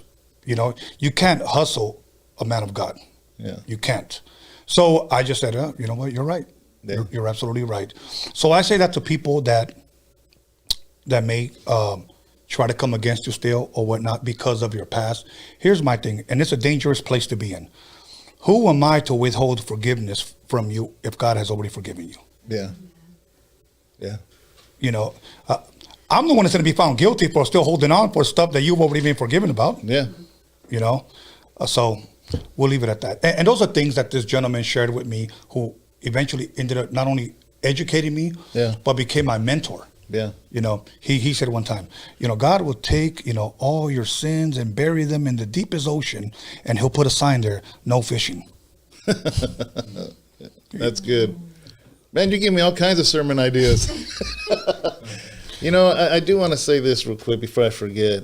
Is a lot of times when you know, Sunday night, you know, we have service on Sunday, we go home, my wife and I are relaxing, and I put your show on the big screen. And a lot of times, man, a lot of the people that are here, regardless of how they're acting, your guests, one thing that God has given us discernment. And I see people joking with you. I see people with sunglasses. And here's the thing, they're hiding behind something because there's hurt. And they will never know how my wife and I will start to pray while you're live for the person as your guest. You know, one specific person is when ALT, I put him on. I hear the story about his daughter, you know, and I'm just like, man, and we started praying for him live. And I know he was drinking, and I know, you know, it doesn't matter. It doesn't matter because God wants us to come the way we are. Let him do the changing. Let God do the things, you know what I mean? But there's a lot of times, bro, that I'm telling you that, and yourself too, that we pray for you. And we pray for the guests you have, regardless of who it is. I don't care. It doesn't matter who. People always want to plot things against. Oh, you're from up north, and this person, man, that stuff doesn't matter, you know. And I pray for people that I probably had something against when I was Sir Dino, but Sir Dino died, and sometimes people try to get a rise out of Sir Dino. I'm like, you're not going to get it because he died, because he was buried when he was baptized, and Jesus and David came out. Right. You know, people try to get under my skin. I'm like, it's not going to work. You know what I mean? So it's like, I just want you to know, and all your previous guests to know, and future guests to know, that we are interceding and praying for the people that are here and for your show. Awesome. That's awesome. Yeah. Hey, thank you. Thank you. I'm going to recommend, before you give your shout outs or for your last words to everybody who's tuned in, I'm going to recommend a book that's very, very dear to me. It's a book called Why Revival Tarries by Leonard Ravenhill, one of my favorite authors. Yeah. When you read this book, you're going to think John the Baptist wrote it. So I'll leave it at What's that. the title again? Why Revival Tarries. Okay. Okay. So I'll leave you with that. And go ahead. The floor is yours if you want to say anything to anyone. Oh, well, I think we got a little too late, so it's okay. Why, is anybody asking? Okay, let's give them a couple of calls. While you're setting that up, I just want to give a shout out to those that are House of Rest Church and those that are House of Rest Church that are actually that watch online. People that have never stepped into the church, you know. And a shout out to anybody that's ever supported what it is that we do. Johnny boy, you already know. So this is how I hear the calls. Yeah. Okay, make sure to turn up the headphone jack. Okay. Yo, let us know when you got a caller. Okay, hello, caller. You got a question for David pertaining to music, or? I do. David and Tony. Okay. Can you hear me? Yeah, I can hear you. Oh, right on. Big shout out, man. The Ghost of Dino, that's what's up. And Tony, just for keeping the Chicano voice on the map. I wanted to just get your guys' opinion on how to progress our youth from like the old school prison politics playing out into the streets, and like being able to unite the youth voice without that kind of like correction system politics where it's very divisive and hurting a lot of people in the community. I just wanted to hear what your opinion was. Excuse me. Yeah, that's a tough one. And David, you want to take that one? I'll summarize it really quick. Is I think that if you're talking about Chicanos, Latinos, here's the thing, man. We are very gifted. If you just look at our culture and look at the things that we create and things that we do, it's an outlet. You know, I was just saying that to Tony and Sylvia and my wife on the way over here, is that art is art, man. Whether it's music or writing books or painting a portrait or whatever, it's in our blood. You know, that's why when you go down, for instance, Chicano Park, all the colors and all the vibrance and this and that, there's so much expression in us. You know what I mean? We are very passionate people. And I think by directing young people to do things, whether it's pottery or painting or writing or rapping or whatever it is, that outlet is already there within us, you know? So that's what I would say. Well, I couldn't have said it. I couldn't have said it any better. So I hope that's a great outlet. Thank you, man. Thank you. Okay, thank you. Okay, we're gonna take a couple of more calls. My apologies. I wasn't trying to hold you up. So no, I'm good. I mean, I can go on all night, but anybody else want to call David something pertaining to music or whatever, to his ministry? Caller, are you there? Hello, this is Tony Palayo, Phoenix. Hey, Tony. I'm here. How you doing? Hey, how's it going, man? Praise the Lord. Hey, Phoenix, Arizona. House of Rest Church in Phoenix. Boom. That's all I want to say. Awesome. God bless you guys. Awesome. Hey, God bless. Love you, man. Love you too. Dopest dude on the internet. Awesome. Let's get another call. Okay, right now is your time. You guys want to call? Go ahead. Okay, caller, you there? You got a question for David pertaining to music, whatever. Hey, what's going on, man? How you doing? Tony A. Hey, what's up, brother? How you doing? I'm good, man. David G. calling here from Nampa, Idaho. Oh, Idaho. I want to give a shout out to, originally from Santa Rosa, Northern California. I want to give a shout out to David, Pastor David, to A.L.G. Just want to say, proud of you guys for, keeping it real and just seeing how you guys are doing right now in life. It's a big inspiration, man. To Tony, been watching you for a year, brother. And, this is the best show right now going on YouTube, on TV. Watch it all the time, brother. Awesome, man. Thank you for tuning in. Thank you. We greatly appreciate you. Yeah. And one more thing, I want to give a shout out to my primo, Sal Cruz, aka Talksbox, out there in LA. One love. Have a blessed night. Awesome. You have a blessed one. Okay, let's take a couple of more calls. Let us know when somebody's calling. Caller, are you there? You got a question for David pertaining to either his church, music, art, whatnot. Hello? Yes, how's it going? Good. How you doing? You got a question for David pertaining to his art, church, music? I had a question for you. I was wondering if you watched the Chicano style interview with A.L.G. and how he put you on his Mountain Rushmore. You know what? Let me tell you something. That was very, very humbling, and I'm glad you brought that up so I can acknowledge it, because that was amazing.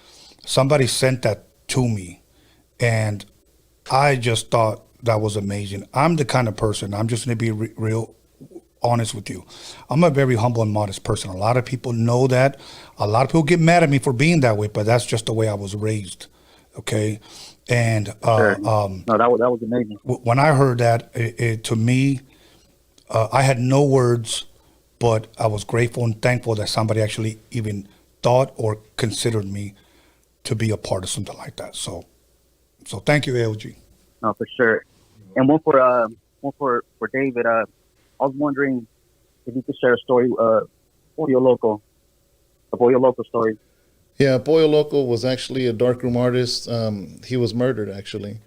He was shot in the back. But Pollo Loco was, in my book, he was probably one of the greatest, I'm not talking about just Chicano, one of the greatest rappers ever to hit a mic. This guy would come into this room and freestyle for an hour about everything in the room and everything you're wearing. So you knew it wasn't written. Right. He would just come off the top of the dome.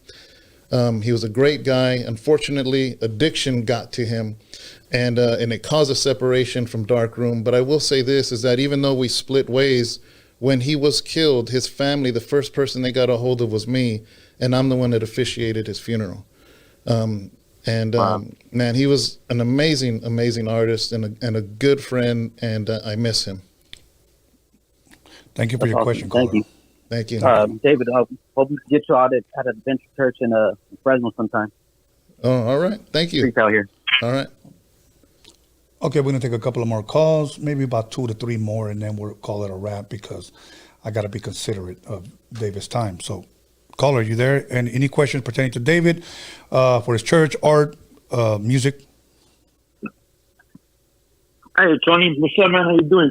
Hey, Tony, I just want to let you know, man, I tune into your show. I love your show, bro. I catch each and every show, and when I don't catch it, you better believe I'm watching it later on that day. Oh, catching up on it. I love what you're doing. You bring the Raza back together. You know what I mean? I got a lot of respect for you. And so, you know, I just want to say nice to do to you. I'm a reformed, I'm a changed man. I changed my life around. And, you know, I grew up hating you, bro, in prison. And I never even knew you. But just because, you know, I was a Sureño and you're a Norteño, you know, my mind was warped into thinking the way we think. You know what I mean?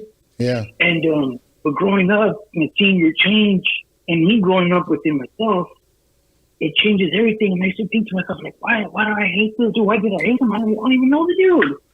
But because what's implemented in our minds growing up to think a certain way and to do certain things, it controls our thinking and our ways and how we are.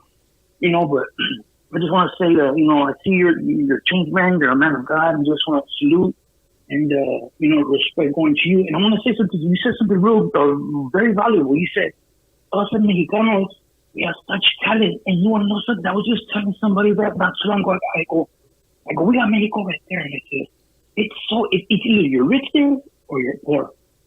And La Raza is so talented. I mean, so damn talented. I mean, to making chanclas, to selling the best dope in the world. You know what I mean, though? But we're talented in so many ways. Food, clothes, everything. But I said to that person, I said, why is Mexico so fucking poor? It makes no sense. Our people have so much, but we do not. We're like crabs in that bucket, pulling each other down. You know what I mean? And I think that was a real good thing that you had said, man. And just respect to you and your future endeavors. And Tony, much love, homeboy. I'm a little nervous right now.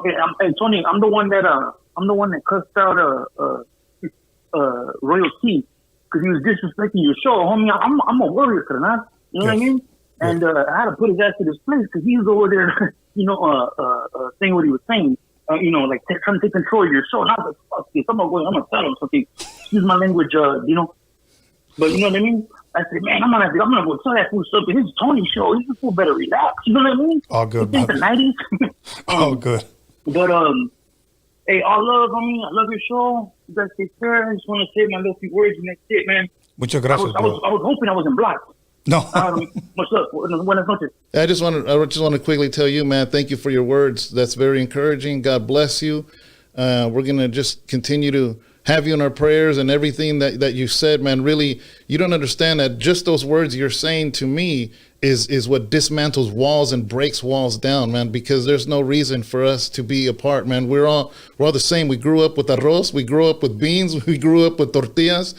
And the struggle is real. The struggle is real, and we need to better our people. and create opportunities for us. So thank you, man. Thank you for your call. Thank you, bro. All right, gracias. Buenas noches. Buenas noches. Okay, we'll take about 2 more phone calls, Johnny boy. Caller, a question for David pertaining to his art, church, music. Caller. Hello, you there? Hello? Yes. Hello, your question? Can you hear me? Yes. Yeah, we can hear you. Hello? Yeah, we can hear you. We can hear you. Go ahead. Your question. How's it going, David? I'm a big fan. Thank you, man. Thank you. Yeah, I'm a changed man as well. I started reading my Bible a while ago. About 2 years ago, I got into Bible study. But recently, man, I kind of fell out. I kind of stopped reading the Bible. I kind of went back to my old ways because I felt like all that praying wasn't getting me nowhere. I feel like I was on my knees begging for help and never got my prayers answered. Never saw any real change. So I kind of I'm not going to be on my knees begging for help all the time, and I never get any help. And I was just wondering if you had anything to say about that we pray and pray sometimes, but we don't ever see any real change happen. You know what I'm saying? Yeah, what I would say is, can you email me and reach out to me? Let me know you're the one that called. It's houseofrestchurch@gmail.com. And that way we could just talk, privately between us. I would love to talk to you and encourage you and just kind of, just talk over some things, man. Just let me know on the email and just say, yeah, it's me that called in. And I'm from Yuba City, California. Yeah, houseofrestchurch@gmail.com. Yuba City, California. Yeah, you ain't too far from me, man. So there's no reason. You're still living. Huh? You still live in Stockton? Yeah, I live in Stockton, so you're not too far from me. Stockton? Yeah. Okay. Make sure you reach out to me, all right, man. You guys have a good night. Hey, Tony, good show, Tony. Thank you. Greatly appreciate it. Thank you. Okay, one more? Yeah, one more. Caller, are you there? No, they're not on yet. Okay, here we go. Okay, last caller. You got a question to David pertaining to the music, church, art? Yeah. Yeah, I had a question. If you had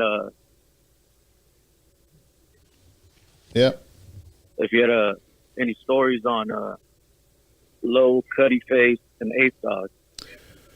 Yeah, I haven't seen Cuddy Face in years. Low, unfortunately, passed away.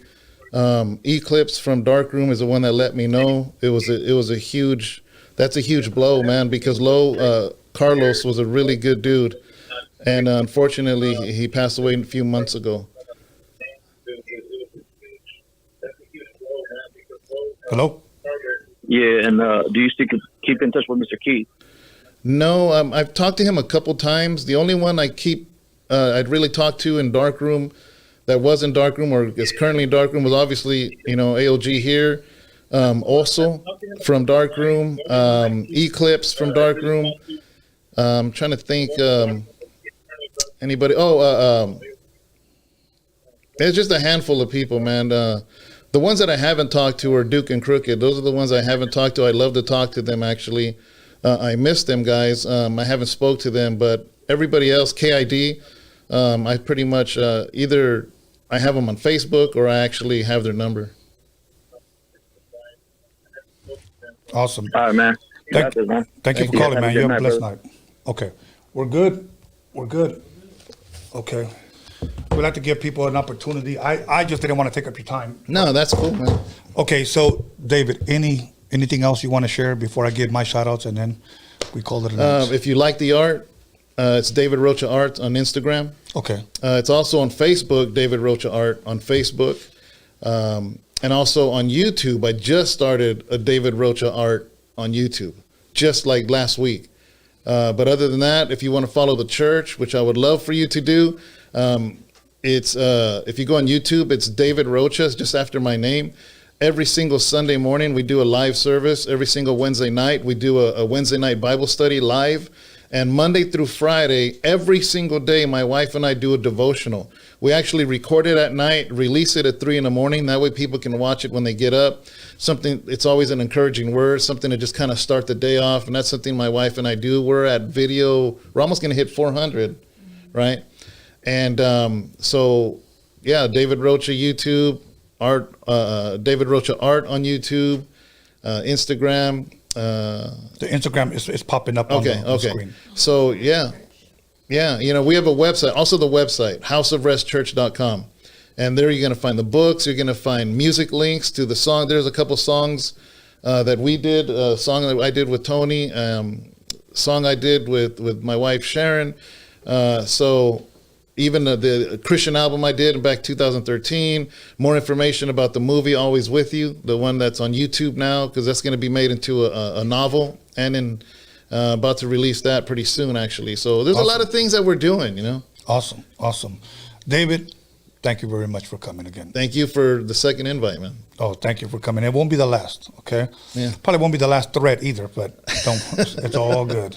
A.L.G, thank you very much. Thank you very much for making this happen. It's been an amazing night. And I want to thank all of you guys that have made this happen. All the Roadium Radio Warriors, thank you for tuning in. Everybody talking crap, thank you for tuning in. You still tuned in. So thank you for all the callers, okay? Yeah. And John ELKINS. John, that guy's the Steve Jobs of the city of Torrance. Yeah. Yeah. We're going places. And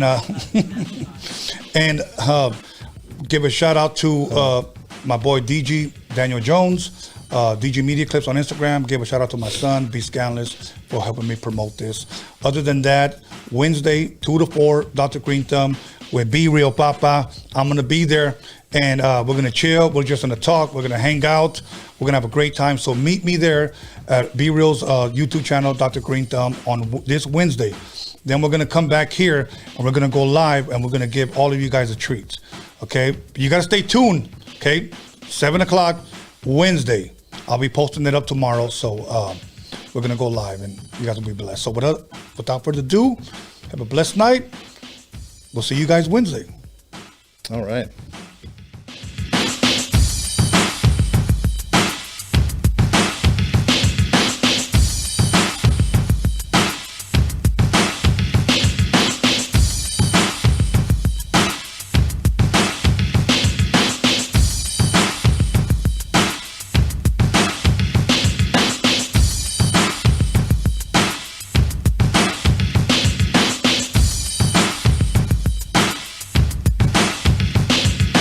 You got it.